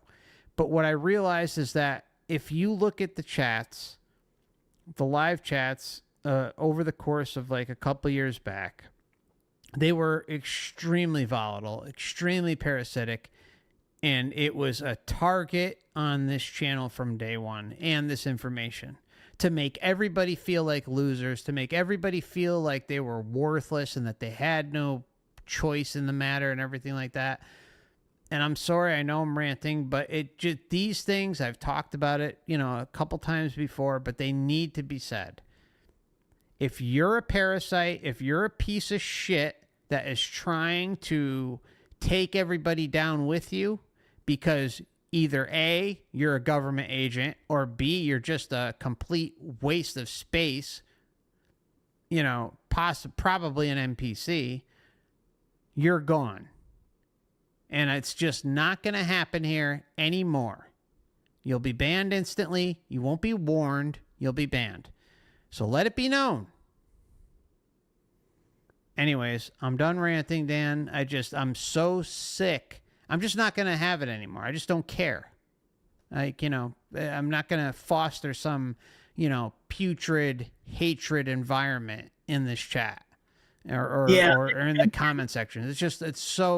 I'm done with it. Most of the time, I just ignore the. But that's the problem, Dan. I did the same thing. I did the same thing. I don't mean that. I mean, I do not engage with any. Look, even with people that just want to disagree or whatever, that's no problem. That's different. Post their comments now. I do understand there is a psychological thing with comment sections that has been studied, and it's quite interesting. But essentially, it is the absolute, there will be no minds changed in a comment section. So if somebody, sometimes I'll get a religious fundamentalist that'll just put a comment on there, and it'll be like some quote from the Bible that he feels, or he or she feels obligated to type in there because, I have to be told whatever their religion requires me to be told about. And then fine. I'm not responding to the comment. That's different, Dan. See, I'm in complete agreement. Like, I would never delete a comment like that. I would never ban someone who says something like that.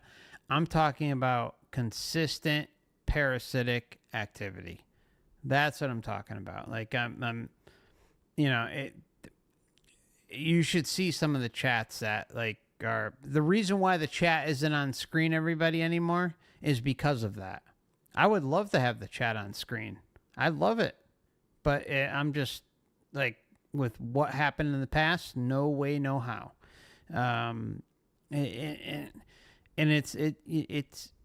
it seems to me, actually, I know it's like a targeted approach to taking away the sovereign intention that is discussed here. That's just my opinion. I mean, it just I saw it for so long, and it took me a while to wake up. Some people that I trusted deeply too, that were close to me, and you realize who they really were in the end, and you just kind of let it slide, and you realize who they really were the whole time. I don't know. I mean, anyways, I don't want to get into the weeds with all this stuff, but it's just the controlled opposition comes in here and tries to just take down everybody, and it's really disheartening. It hurts, and I feel absolutely horrible for letting that kind of vibe continue on for so long by a certain segment of the chatters that were out there. Again, it has nothing to do, like, you can come in here and talk about the Bible or the Quran or the, anything, and say, hey, I don't agree. That's no problem. But once you start being parasitic and, 24/7, you're just not welcome here anymore. Just don't chat, I mean, go be Mark. miserable somewhere else. I just don't want to see it. I don't want to hear it. I don't want that vibe here anymore. I just, there's nothing wrong with disagreeing or presenting your case for your religion or something like that. But, I'm just not going to deal with it anymore with the parasitic stuff. Yeah. We may have to wrap this up soon. Yeah, we're getting close to the end, but yeah, if you, I know, I'm sorry. It's been really, wow, it's really late. I'm sorry, Dan. If you got to run, I understand.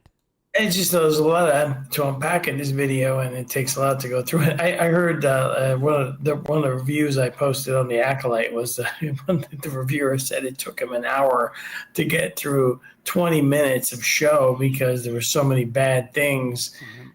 I don't know if anybody has seen any of this show.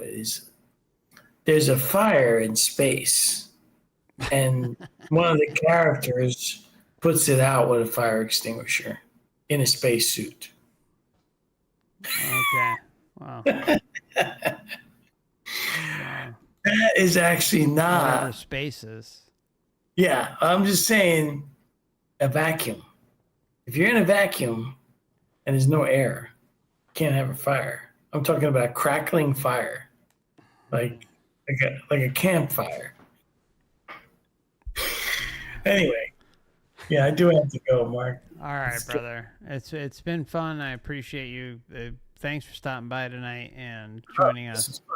I really just loved when we got to the part where they're laughing about because that's it all. I mean, if you can't get it at that point, you're not going to get it.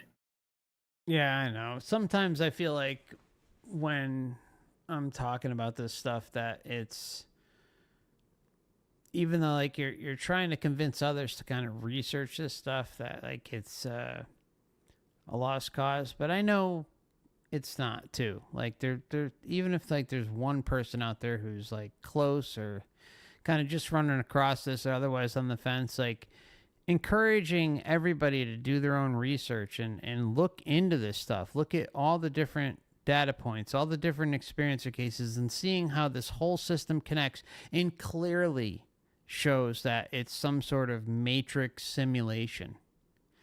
Exactly. That's all that matters. Like, even it's just like when I started talking about this, like we discussed this before, like it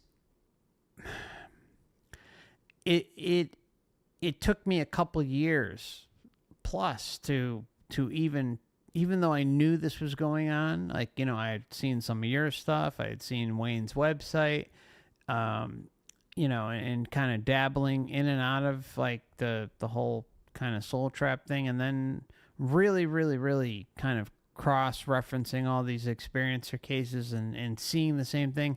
It still took me a while, aka the cognitive dissonance, to kind of break free and see it for what it was. And everybody, nobody needs my channel, nobody needs Dan's channel, nobody needs Wayne's channel or website, nobody needs any of us. Like, you can go out there and just consume hundreds of thousands of these experiencer cases, not just NDEs. It's not just NDEs, it's just across the board. If you look at my channel's main video, it drops a list of, I don't know, like 20 different experiencer types and how they all connect together. And that's what's important. Like you can go out and do your own research and see the patterns for yourself, and then come back and say, hey, okay, I see them. You know, like, nobody needs this channel. You can all do your own research and come up with your own conclusions and see it for yourself. Like, something's wrong. Something doesn't make sense. This whole thing doesn't add up. We're being told one thing in the afterlife, but yet what's happening here is a complete slap in the face, because everything isn't about love and light. So I'll just step off the soapbox and say, thanks, Dan, for coming on tonight. I appreciate you swinging by, and it's always good to see you, my friend. Any closing thoughts, words you want to share with everybody? No, I really appreciate everybody that showed up, and there was a lot of comments flying by on the screen here. I didn't get to see all of them, but I'm sure they were all good. No, nothing really. Just everybody just have a great night, and trying to take this place too seriously, because some of this stuff is really crazy down here. All right, thanks, Mark. I'll see you next time. Yeah, thanks, Dan. I appreciate you stopping by, and take care of yourself, man. We'll see each other again soon. Yeah, see ya. Have a good night. Take Bye. care. Thank you. Yeah, and I think Dan kind of encapsulates it perfectly. Don't take this place seriously. Just don't. I mean, we have people running around with masks pretending to be people of authority, or celebrities, or musicians. This rabbit hole goes deep. The deception, like on the base surface of everything, is just more than most people can handle. But it's there.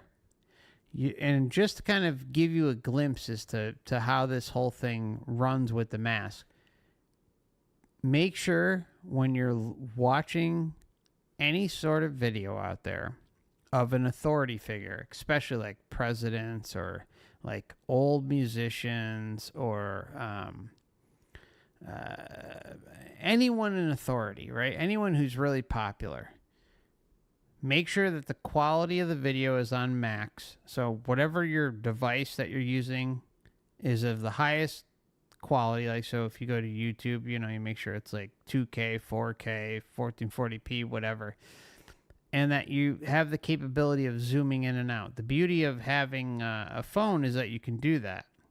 Like, you can zoom in and out just like you can zoom in and out of a picture or a website with, moving your thumbs, across the screen or whatever. Or just if you're on a computer, you can zoom in and out with the browser, right? And I'm telling you, how often you're going to see masks of these clowns that are quote-unquote authority figures of the Matrix, it'll blow your mind. It's out there. So I'm sorry, I'm just going to go on. I'm just going to continue the video and shut my mouth because we got a little ways to go. I agree. And I do agree with you about being creators. And so it's very important for people to keep that in mind with their thoughts, their words, their feelings throughout life, because not only are we creating this, but yes, we could be creating what we experience there as well. Yeah. So I know we've touched on this a little bit, but could you share a little bit more about soul families and how those relationships work?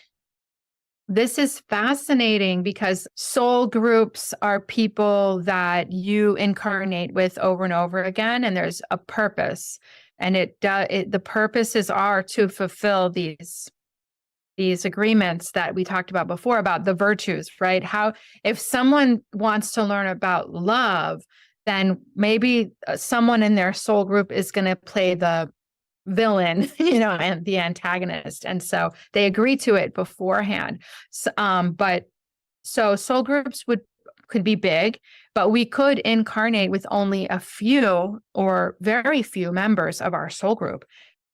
Or some could have several, and they come in the form of family members. Not everybody in your family is in your soul group. Not always both your parents, all your siblings, or it could be one, or none, or other people that are friends or a teacher or a boss or people that could be in your soul group. Different soul groups can have a purpose. There could be a soul group of truth. There could be a soul group of protectors, healers, but they're not limited that way. There could be a mixture within the soul group as well. There are adjacent soul groups. There's mostly a mixture, and there's mostly not healers. So let's just, get to the point of that.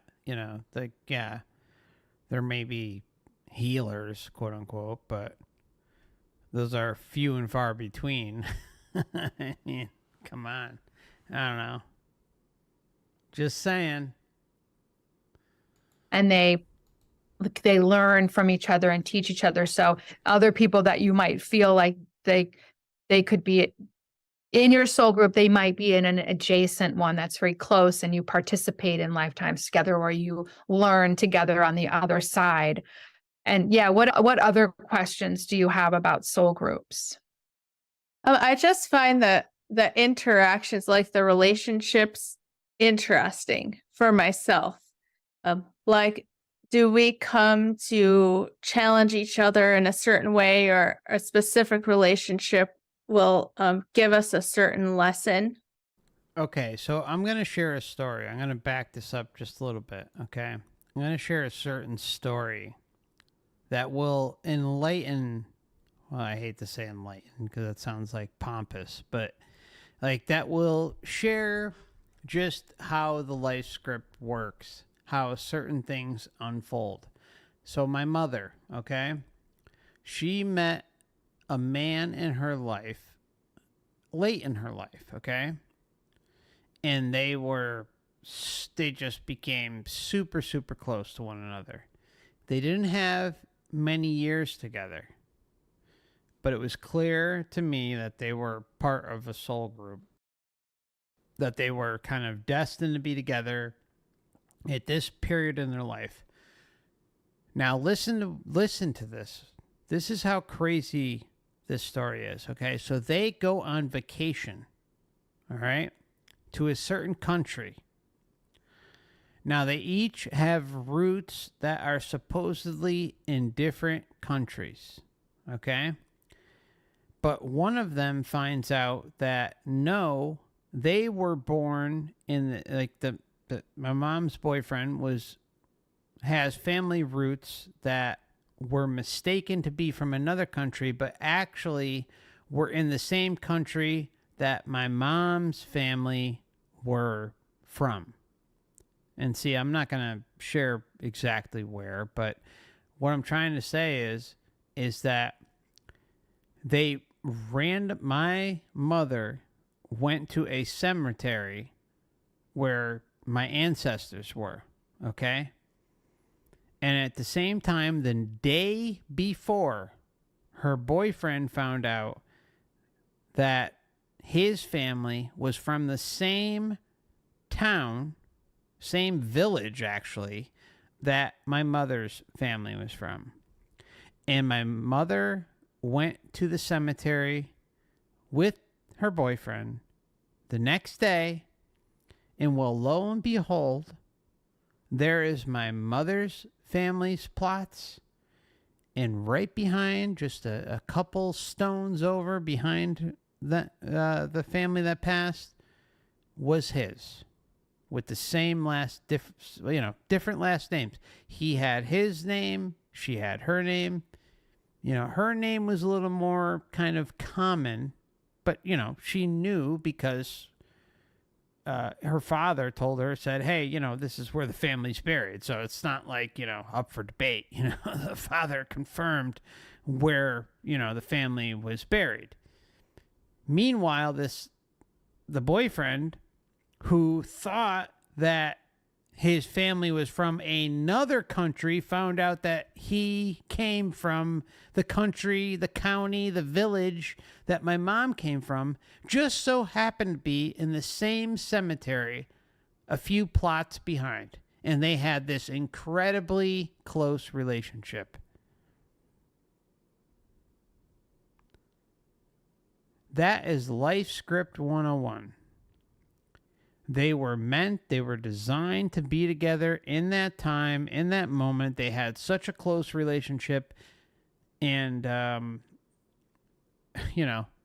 this is what the Matrix did to him. Very nice man. I enjoyed his company. He's a very sweet, kind man. He's good for my mother. She desperately needed it at the time. After about, I don't know what it was, maybe 5-6 years of them being together, he went to visit his family up in New Jersey, of all places. And a person was driving on the wrong side of the road at full speed, drunk, and he ended up dying. And that's that. So, it's but the whole cemetery thing, get the hell out of here. What are the chances that they were going on vacation overseas to a specific county, to a specific country, where he thought he lived in his family lineage came from a completely different country, and then he got his genealogy done, and then all of a sudden, it ended up being in the same village that my mom's ancestry came from, and his family was just a few plots behind her. Get the hell out of here. The chances of that happening, it's 0%. That is the Matrix, right? That is the Matrix life script in perfect, just glaring out at you and saying, hey, I exist. This is what's happening. So, again, make of it what you will, but it happened. It's real, and I can vouch for it. The other thing that's interesting, and I'll just kind of say one more thing on this, is do you know how common it is for any of us to go on vacation?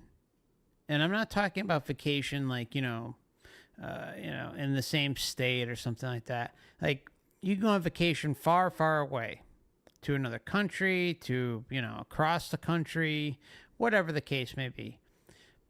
And do you know how common it is for individuals like you and I to run into individuals that we know from back home? It's a phenomenon, like a very well documented phenomenon. And it's something I've spent a lot of time on investigating. And it happened to me. But at the time I was very, very young. Okay. So when I was I was probably like 9-10 years old. And my parents took me on a vacation. And we outside the country, and we just so happened to run into one of my close friends and her family on vacation. What are the chances of that? And I mean, if you look into, I'm trying to think of the book. There's a great book that documents a lot of this stuff. I think it's Phantasms of the Living. Old book. Just filled with data. An excellent, excellent book. If you have the chance to, you can find it on archive.org for free in a PDF or, mobile format. You can find it in all different types of formats for free. I think the copyright ran out years ago. But, it's a big book. I want to say like 500 pages or something like that. And it's just filled to the brim with all sorts of different stories and information about just, things that, quote unquote, shouldn't be. So check that book out. Seriously, buy yourself a copy. Like, I can't read 400, 500, 600 page books online. I just can't. But maybe some of you can. But you can get a copy reasonably priced online. You can get on Amazon or eBay. Like, I highly recommend eBay. eBay is a great resource to buy books, or even your local. I mean, I hate Goodwill. Goodwill's a horrible organization, but it's a great place to buy books. So if you want to load up on some books, you may be able to find yourself a copy there. But it's kind of an old book too, so the chance you find it in a brick and mortar store like Goodwill is probably far and few between. So check out eBay first, and then if you can't find it and you want a physical copy, then you can check Amazon too. So, all right, I'll move on. I'll shut up. Or they might be in an adjacent one that's very close, and you participate in lifetimes together, or you learn together on the other side. And yeah, what other questions do you have about soul groups? I just find that the interactions, like the relationships, interesting for myself. Like, do we come to challenge each other in a certain way, or a specific relationship will give us a certain lesson? Yes. I recently had a client whose husband passed away, and she's very sad, obviously. And so when we went into the past life part of the session, she met with him as her husband. And I think that we might have visited more than one lifetime, and they were always spouses. And then when she crossed over, of course, he was right there to greet her and be together with her. And so we explored this quite a bit. And they just love each other eternally. And he got really good at being without her. So they do these lifetimes where, okay, let's be together and be totally in love. And then there's going to be an ending. One of us will die. And over lifetimes of that, he got good at being alone, and she hasn't gotten good at it yet. She's devastated. She hates God. She's so angry at this whole process of incarnating and life. And she just wants to be with him. And so he was explaining to her on the other side, like, you're working on learning how to be alone and without me, even though I'm here and we're always coming back together, but for the rest of this lifetime, he's not with her. So this is not the first time I've come across this theme. I have had this with other clients where they do have a soulmate and they do incarnate over and over again, but they each need to learn how to be without the other. And usually one of them has gotten better at it and the other one is still learning it. And then I had a session with her daughter, and this man is her stepfather, the soulmate of the mom. But the daughter had an extraordinarily close relationship with him, as if it's her dad as well. So when it was her turn, she found that they had also had multiple lifetimes together as a family, and that she was their child and they loved that combination of incarnating together over and over again. And so the love is eternal between the souls. And then, yes, about your question about teaching each other things, we will play different roles to teach each other specific things. And it's very interesting to visit the different lifetimes to see how that has been playing out from lifetime to lifetime, and then comparing it to this one. Yeah, that's just fascinating to me, because I can even look at the relationships in my life and see that these different people play these different roles. Like, I have several sisters, but they each relate. See, even Melissa saying, I can see that they play different roles. Acknowledging the Matrix life script. To me in a different way. One of them is like my support that I've had since I was 2 years old. And then one is the person I can work out emotional issues with. And I could just go on. And this stuff is just so clear to me, even as I'm going through this life. It would be fascinating to see what had happened in other lifetimes. Oh my gosh, yes. You would probably love exploring the relationship with your sisters in other lifetimes. I mean, it's, these things are, I had a situation where I needed to speak up to one of my best friends, and it was the need was so deep in my soul, and it was so hard for me because I cherished the friendship, and but then I learned the reason that I needed to speak up. It was about I had to defend another person and sort of protect another person. And then I learned that we had been in a lifetime together before where I didn't speak up. But luckily our friendship survived this, and it went on silent for a few months, but then we reunited. So I'm so glad. I mean, I had to do what I had to do, but it was completely related to another lifetime. So we changed our karma, and we're just extremely close friends. And I did what I needed to do for myself and the other person in this life. And it, like I said, it was completely related to another life. So sometimes we feel like we're going through something that's really hard and that's very intense. I think that when we are experiencing something that's very intense with another person, it is part of our soul journey with that person, and we're meant to be experiencing these things. But then if we try to observe ourselves and do the best that we can, we are resolving it. We should try to resolve things in the best way that we can, because I believe we are affecting the other lifetimes because they're simultaneous, and we can improve those connections across time. Wow, that's fascinating. Yeah. Do you think that something we do in this lifetime could actually change something in another lifetime? I do. I think that there are so many timelines. Now I'm going to get Here we quantum go. physics on you. Good. I love Okay. quantum physics. Okay.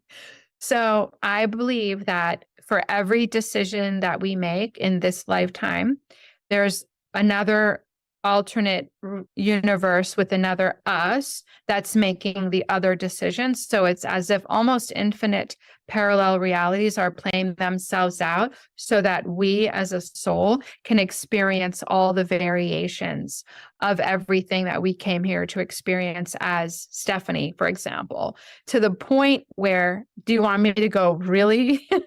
Yeah, let's go there. I actually saw this with my own eyes. And I have a video about it on my YouTube channel, but I'll tell you now. My friend came, she and her husband move. He's with the military, or a contractor. So they're placed in different countries every couple of years. So they were coming back here as a home base for a period of time. Huh? So because of that, they were staying in a hotel.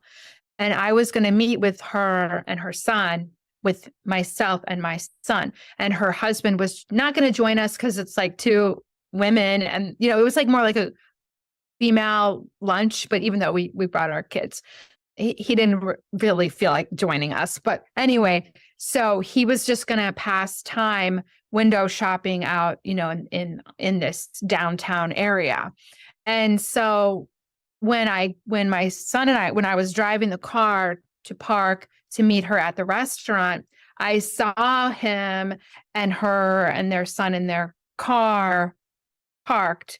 And I said to my son, "Oh, there they are," and then I drove and I parked. And then I'm not going to go into the details because I don't want to make it too long, but we met at the restaurant. And after I parked, we were walking to the restaurant, and I saw him in the car, just like on his phone, still in the same place, still on his parked. And then she wasn't there anymore. And he was just kind of like on his cell phone, just sitting in the driver's seat. And I didn't say hi because I'm shy, but, and we were headed to the restaurant. So I was like, "Oh, there he is." And we went to the restaurant. But then after lunch, she and I were going to walk back to our cars. And I said, "Oh yeah, I saw you parking." And that was impossible in her mind because we parked next to each other, it turned out. And I said, "No, I saw your husband." And she said, "No, he didn't come. At the last minute, he decided to stay back at the hotel. And only she and her son came, and they actually ended up parking next to me in the parking lot somewhere else. And when we were walking back, that car was no longer there. So what had happened? I told her, and she says, "Don't tell me, you're freaking me out, Stephanie." Like, but I said, "Oh, it's a parallel reality." I was excited that I had seen. I said, "I saw you, you here and you there, but they were different realities." And I saw her husband. So what happened was their thinking was, we're going to go together. This plan is what's going to happen. Last minute, he stayed home and only she left. But I saw both of them play out in the reality. I saw him there, and I saw her and her car next to mine, literally in a parking lot building that was not on the street where he had parked. And I had seen her in the car too. So that happened. And I have other friends who have seen similar things where they'll see someone walking toward them, and then, impossibly a minute later, they'll see that same person walking toward them again in a situation where it's impossible to, go around and come back. So what I believe is that going back to the original question, I do believe that, because if we are going into a past life and healing, this is what we do in hypnotherapy. We heal the trauma, we heal the situation with the people. Well, some of us do, right? I'm a hypnotherapist who likes to really heal things as we go along rather than just gloss over them and keep going. So when we're healing these relationships, these traumas, these situations, then I do believe we might actually be healing them for real. And I absolutely do believe that, because we are really dealing with the soul and the souls of others in our sessions that has to have an effect on reality, Wow. Thank you so much for sharing that, Steph. Okay, so I just want to give a big thank you to John Doe. I don't think I acknowledged his super chat, and he's been a long time member of the Last Timers Club, and just want to say thank you, my friend. It's always good to see you. He says, "Do you think learning about the soul trap is part of our life script, or are we breaking off our path? I've been enjoying the magic." Laugh out loud. Yeah, I feel we've broken off. I really do. I've talked about that quite a bit, and I think breaking free of the illusion, seeing this realm for what it is, and I've been knocked upside the head more times than I can count about our surroundings, about the sky, about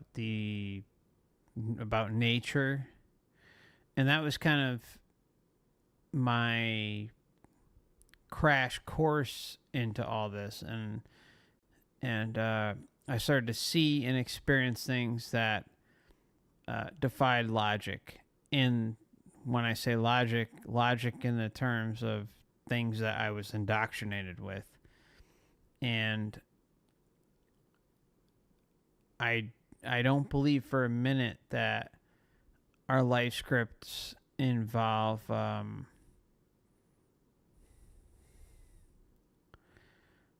actually seeing this place for what it is. I think there may be aspects where we see through certain things, and whether we actually pursue finding out more information is up to us. But this realm does its damnedest to make sure that it throws everything but the kitchen sink at us to keep us contained within the illusion. I mean, I had, I don't want to make it about me, but, I can only talk from my experience, right? Just like we can all only talk about from our own experiences as individuals.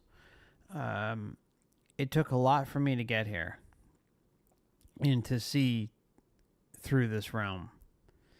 And there was a very, very, very high chance that I wouldn't have been able to see through it. Just admitting the truth. Like, I was a fuck up. I did all sorts of just like floating through life and just a complete fuck up, going from job to job and just trying to survive, right? And questioning this place, but it all started at the base level. Like it started questioning, like at the beginning, like with the first time I voted and the war on terror and all that stuff. And like, it was just like little bits and pieces were falling apart and didn't make sense. And then the spiritual component came flying in stronger. And then I started looking into all sorts of different things and experiencers and wanting to believe in my heart of hearts that, you know, everything was on the up and up and that there was like a rational explanation for all this. And I had to like fight through that tooth and nail and try and make sense of things over almost a couple decades.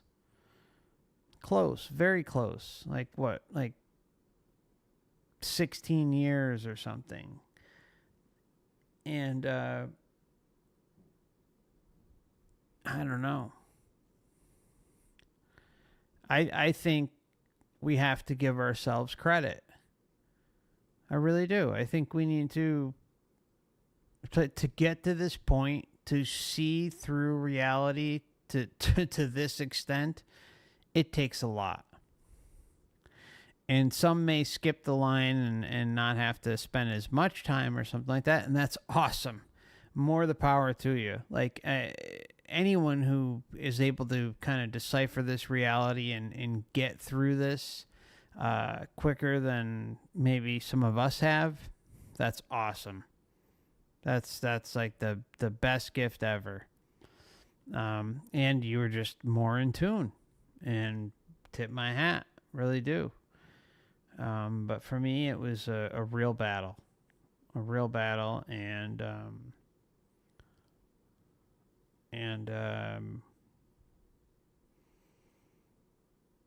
I was thrown a lot of different medical shit, like deterrents my way, and still deal with those. And you know, my processing of things and information was a bit difficult along my path. But at the same time, if your essence wants to creep in and question this place, it will do it if you allow it. It's your true self knocking at the door over and over and over again saying, this isn't right. This isn't right. This isn't right. This doesn't make sense. That doesn't make sense. And eventually the molding of the matrix starts to be chipped away. It just starts to be chipped away. And once that process starts, it can't be stopped. You can get distracted. You can fall into all the psyop rabbit holes. You can fall into all the boxes that the Matrix has laid out and that it hopes that you'll fall into. But I think the thing that we all share together, John Doe and everybody here, is that we all share a common kind of outlook. And that's that we're not going to let anyone tell us what the fuck to do anymore. We're going to stand our ground. We're going to do our own thing. And we're going to leave this place at the time of natural death, and nothing's going to stop us. There comes a point when you're lied to so much about so many things that nothing faces you anymore. Like you're just immune. Like you laugh at the insanity.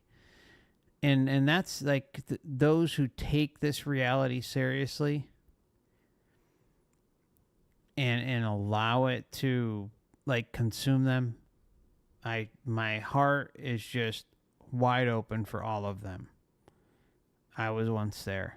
I was in all sorts of different, protests and groups and things that were, signed petitions and all sorts of ridiculous shit, hoping that things would change and that things would get better. And this isn't to, like, you know, cast down doom and gloom. It's just the reality of what we're living in. Like, this system, it's broken. It's corrupted. It's bigger than all of us.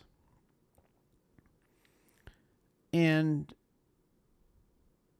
if you let the exterior distractions like politics, or, you know, Trump versus Biden, or, you know, RFK and Trump and Biden, or you know, voting for this one or voting for that one, or doing this or doing that, and, you know, like, I think some change can be made at a local level. I really do. Like, I depending on where you live, like, I think that there can be some small incremental change that can happen if there is a noble person kind of, you know, running for office in your local area. I don't think it's like a very widespread thing, but I think it does exist to some extent. There are individuals in local government that potentially are not corruptible. Like, they're not capable of being corrupted. But that's it. I mean, anything outside of that bubble is a joke. It's a joke. Like, anything on a national level, holy shit, it's just like, don't waste your time, your energy. They're all clowns, you know. It's all about division. Look at the identity politics that goes on. Anyone who can't see the identity thing going on, where it's designed to just divide every one of us through race, color, creed.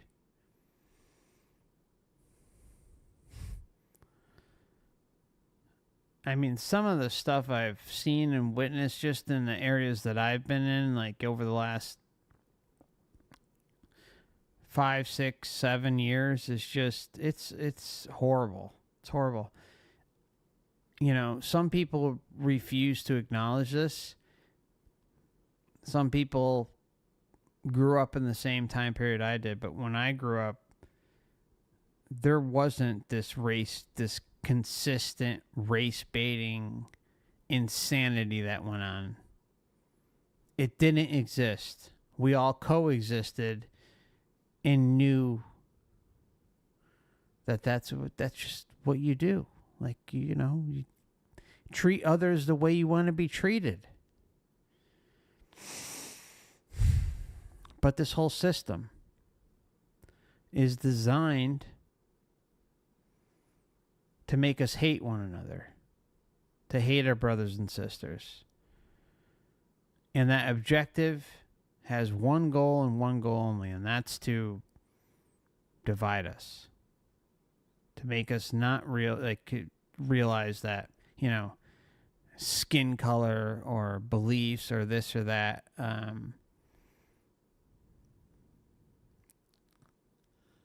is so different. It's just sick. It's so sick. This stuff just didn't exist. And you know, I went to mixed schools. I went to a number of different schools, right? And we were integrated. And we just got along. We were taught the right values. We were taught that everybody is a quote-unquote human being, right? And we just enjoyed one another's company. Yeah, there's always going to be jerk-offs or assholes in life, but there's always going to be a lot of good people, too. And what's going on out there, the division, it's all manufactured. Every last bit of it. It's sick. And if you can't see it, then you can't see it. But this whole thing that we see today, it just didn't exist 10, 15 years ago, let alone when I was a child. It just didn't exist. You were able to joke around and laugh and make off-color jokes. Not colored jokes, but, unpleasant jokes. And everyone broke balls and you had a good time. You laughed. Everything's been manufactured. Every last bit of it out there. And it's sad. It's just sad. And you see the tension. You feel the tension, depending on where you live. Maybe not everybody feels it or sees it, but I've seen it and felt it. It's out there. And it's just unfortunate. As Rodney King said, why can't we all just get along? It's just, that was I'm not even going there. Not even going there. Not even going there. All right. Anyways, it's just different time. Isn't it interesting? I'm going to close on this note. Isn't it interesting that the system just so happens to be shifting in a certain direction for all of us? And at the same time that those systemic changes are being made,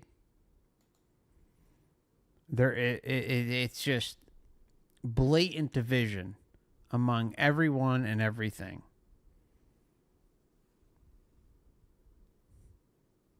Why? It's all by design. It's not.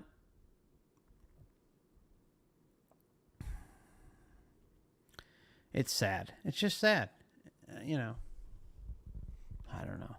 It's just so fucked up. It really is. And so, to end it on a positive note, you can't take this place seriously. It is a literal clown show of epic proportions. And if you allow a mainstream piece or a mainstream kind of rah-rah rallying call to suck you in and get you committed to it, you're just serving its purpose. Especially if it has to do with something related to like identity or, or race baiting or something like that. It's sad. It's just so pathetic. And all the system wants is for you to keep falling into those traps. And politically, too. We were talking about masks earlier. I probably just say way too much tonight, but fuck it. If this video gets taken down, it gets taken down.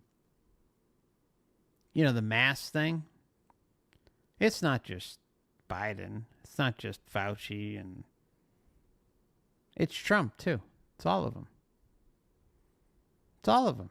So anyone who kind of like wants to hang their hat on Trump or Biden or RFK, I am telling you right now, there are official press conferences. There are official rallies. There are official phone calls or interviews, quote unquote, official, quote unquote, where all of them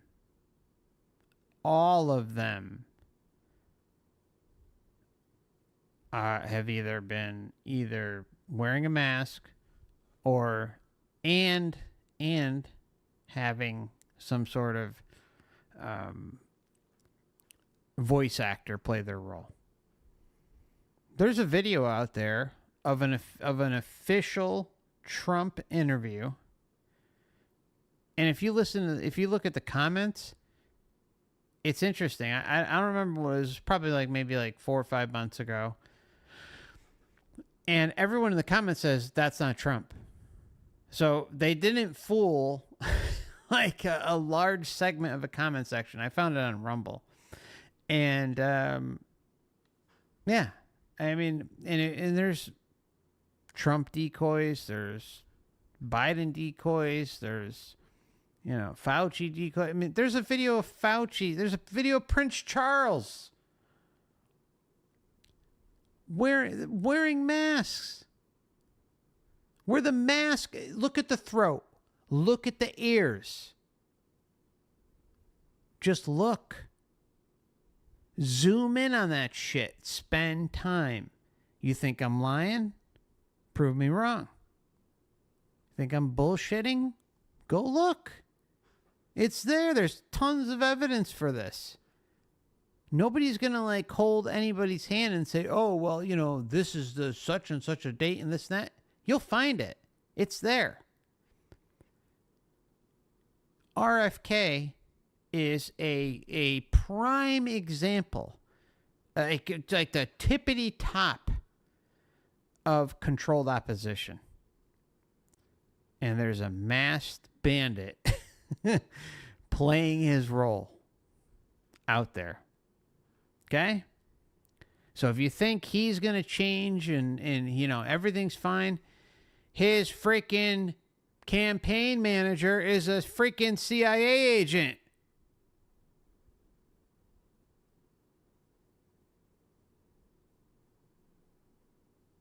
You would think someone who has come out openly and said, hey, my uncle was killed by the CIA, hey, my father was killed by the CIA, wouldn't go and hire a CIA agent as his campaign manager.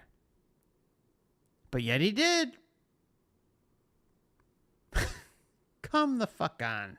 Let's get real, okay? He's part of the gang. He's part of the clan. He's part of the whole frickin' scheme. They're giving you truth candidates, right? We live in a time where people are questioning everything. The system knows it. The system's not stupid. And every 4 years, the system rolls out these candidates, and it takes a poll of Americans. That's what the presidential election is, my friends. The presidential election is designed to poll your thoughts, to get you to embrace your slavery. Year in and year out. And it's going to give everybody. Why do you think there's 10 people on the stage compared to, you know, maybe 5, you know, well, not 5, like maybe 10, 15 years ago where there'd only be like, you know, 4 or 5 or 3 or 2. Why do you think you're getting such a wide range of characters out there to pick from? Because it's trying to cater to everybody's needs. Why do you think Marianne Williamson is out there? She's a freaking new age clown. Because she's there to provide you love, peace, and hope. RFK is out there to provide you truth and what's right in the world and everything that's good and just. And that, you know, he's got all this experience and he's going to take care of everybody and he's going to do the right thing. Meanwhile, all right, I'll leave a bunch of that stuff alone. But anyways, this whole system, it's a joke. And if you believe in anything related to what it's pushing as far as the president or Congress or the Senate or anything like that, it's a joke. One big fat joke. And all you're doing is voting for your enslavement. Don't vote. Voting is just telling them, giving them information. And if you're voting for like an alternative candidate, you're just putting a target on your back, right? You're just putting yourself on a list. Like, hey, well, like we're not all on one anyways, so I guess it really doesn't matter, right? I mean, we're clearly just being here and, you know, looking at the things we've probably all looked at and realized about this shit show. We're all on many, many, many lists. But who cares, right? What are they going to do? Knock down our doors? Who gives a fuck? Right? Ooh. We're just individuals. I have no desire to like rise up against this shit show. You think rising up against this shit show is has any merit or value when everybody's asleep? What proved that was what we saw a few years ago, right? That proved it. That proved everything. It proved that this country, the United States of America, is so asleep. But yet we hear tonight, like, oh, there's an awakening process happening. Things are changing. Things are shifting. No, it's not. For Christ's sake. All you have to do is, common logic dictates that if you had any sense of attention whatsoever with what occurred a couple years ago, and that the fact that nothing happened. Nothing. There were no mass protests. There was nothing. The only thing that there was a protest for was, an event. And, some of you may remember an event that, it was a baiting event. And then all of a sudden, all the rules that were out there just magically disappeared. They were temporarily suspended. And then you had news people in the background with, firing infernos in the background saying, it's a peaceful protest. I mean, come on. Everybody's just being gaslit. It's just a gaslit freaking society of just, it's just so sick. So sick. And yet, we're supposed to stand up to this shit? You fucking kidding me? You fucking kidding me? Everybody's asleep. Nobody is freaking awake. Nobody. It's probably like less than 1%. But that's how they've done it. They've taken the internet, right? The internet used to be a bastion of information. You used to be able to find everything. You used to be able to, oh my God, you used to be able to do anything on here and be able to find any bit of information you wanted easily. First page search results. Not happening these days. And that's been going on for a long, long time. There was a sweet spot in there of maybe a decade. No, maybe a little bit longer than a decade. Maybe like, I'm not going to name the event, but there was an event that occurred and things changed after that event, and it only got worse from there. Okay? In like kind of like the early mid to like 2010s, like 2012, 2013, something like that. And then it really got bad starting in 2015. Like a lot of people said, during the whole thing that happened a couple of years ago, like that's when the whole crackdown of information began. No, it was happening way before that, years before that. And it was noticeable. And it's just gotten worse and worse and worse and worse. That's it. So I feel bad for anyone trying to find any semblance of sanity or explanation about what's wrong in this world today, and that they're just kind of awakening in their own process. My heart goes out to anyone who's trying right now.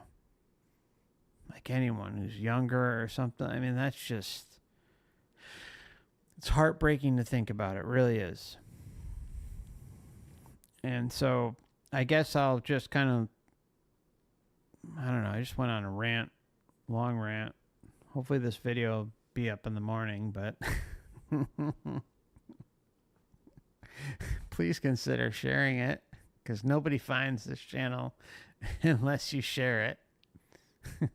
please consider hitting the like button and leaving a comment. And even if it's just like a small comment like, hello, you know, engagement kind of helps, allegedly. But I really think the only way for the last year plus, the only way anyone finds this channel is by viewers like you sharing it and trying to get that information out there.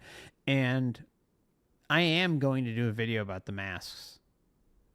I've been putting videos aside for a long time, and it is such an epidemic, it's not even funny.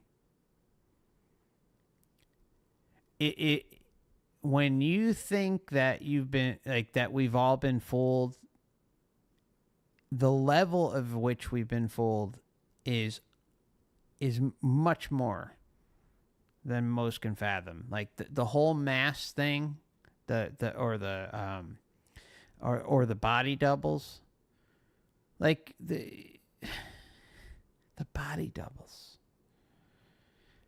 This is let me just put this one more thing out there when it comes to something like body doubles. Yeah, you're welcome, April. It's good to see you, my friend. It's the body doubles thing is interesting because when I started researching a lot of this, like questioning what's going on here and going on to like the far out area of the internet, like with information and my thoughts, and getting lost and sucked into all sorts of bullshit along the way. The big thing was cloning. And I'm sure many of you can relate to that, right? Like the cloning was a big thing, and it still is as far as I'm aware. Maybe it's not, I don't know. Like, but they like to throw cloning out there.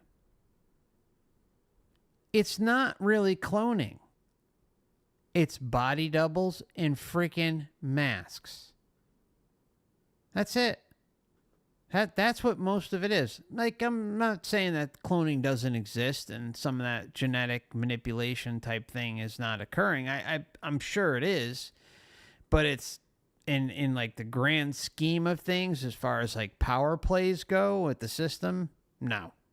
It's masks and freaking body doubles. Even Putin, right? Like everybody's like, oh, Putin this, Putin that. The person who played Putin, like the real, quote unquote, real Putin, hasn't been in the office for probably close to almost 20 years. What you see today, what you've seen for the majority of the last 20 years is not him. It's a body double. I think it's a body double. I don't think it's even someone with a mask. I don't see any... I don't see someone with a mask there. It's not to say that it doesn't exist, but I think it's a very good body double. It's a completely different person, though. You can see it. It's just not the same person. And yet, they all work together. And the whole China thing, oh, China this, China that, yeah. Well, who started the China relationship? The United States. How did things progressively get worse? Because of China, because of the United States interactions with China and bringing them into the whole system, right? It's all by design. Took away manufacturing jobs, took away everything that's everything that made America America, took it away. And that happened decades ago. And then the internet came around and Walmart came around and all these big box stores came around and just decimated Main Street. And they want to pretend and play these games as if, we're going to build this. We're going to, make opportunity zones, as Trump says, or we're going to do this. We're going to do that. Get the hell out of here. Are you kidding me? We can go on and on and on about this stuff. It's all a big joke. And you know what else? I'll close on this note. I'm just really ranty right now, but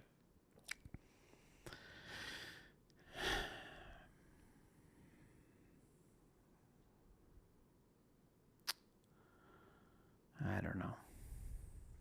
I think I'll leave it there. Anyways, it's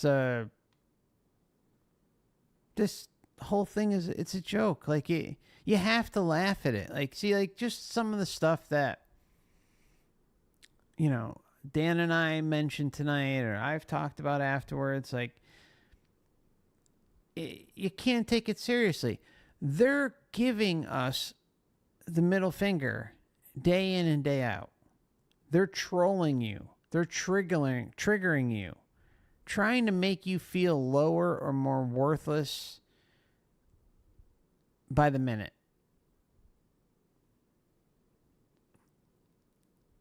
And that's how they win. They divide us. They make you hate your neighbor. Remember a couple years ago, they were trying to say, oh, you know, call in and report your neighbor if they're not, you know, putting the diaper on. Remember that? Anybody remember that? Everything that you saw, everything that we all saw a couple years ago was a test. All of it. It was a dry run to see how society would react worldwide. Report your neighbor. Report your brothers, your sisters. Report your family. Disavow your family. And then the political divide just so happened to be piping hot at the same time when all this was going on. How convenient. How convenient. Divide, divide, divide. Hate, hate, hate. You're not on my side, I hate you. I don't even care if you're my family. I don't care if you're my mother, my father. I hate you because divide, divide, divide. I'm left. You're right. You're right. I'm left. See? Everything is designed to get us to be pinned against one another. And it's so freaking disgusting. It infuriates me. Absolutely infuriating. It's so diabolical. Like, ugh. Just taking away the human element, the good part of the human element, the community element, the loving, compassionate, empathetic element that makes humanity good is just decimated because of these pieces of shit. All right. You may want to download this video because it may not be here tomorrow. Or check it out on Odysee or Rumble. It's not going anywhere over there. Jesus. All right.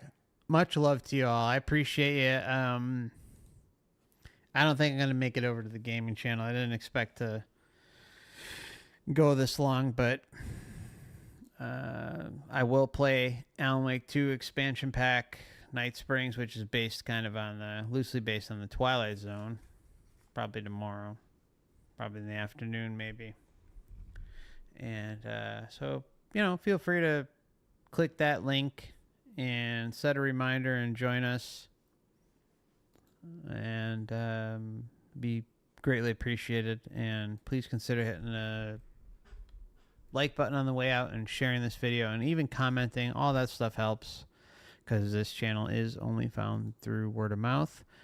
And lastly, the monthly members live stream on YouTube and Odysee is going to be June 30th, Sunday, June 30th at 7:30. And we'll also be having a members Discord voice chat on this Saturday, June 15th at 3 p.m., probably about 4 p.m. Eastern Standard Time. So in an effort to cover as many time zones as possible. So, and if you sent me an email and you joined the memberships recently, I will be sure to get that out to you. It's for stream level members and higher. And I look forward to catching up with some of you, and we'll see each other again soon. Thanks for stopping by, and hanging out with Dan and I and hearing me rant, and you know, we'll see if this video stays up. All right. Much love. Take care of yourselves, all right? Don't work too hard this week.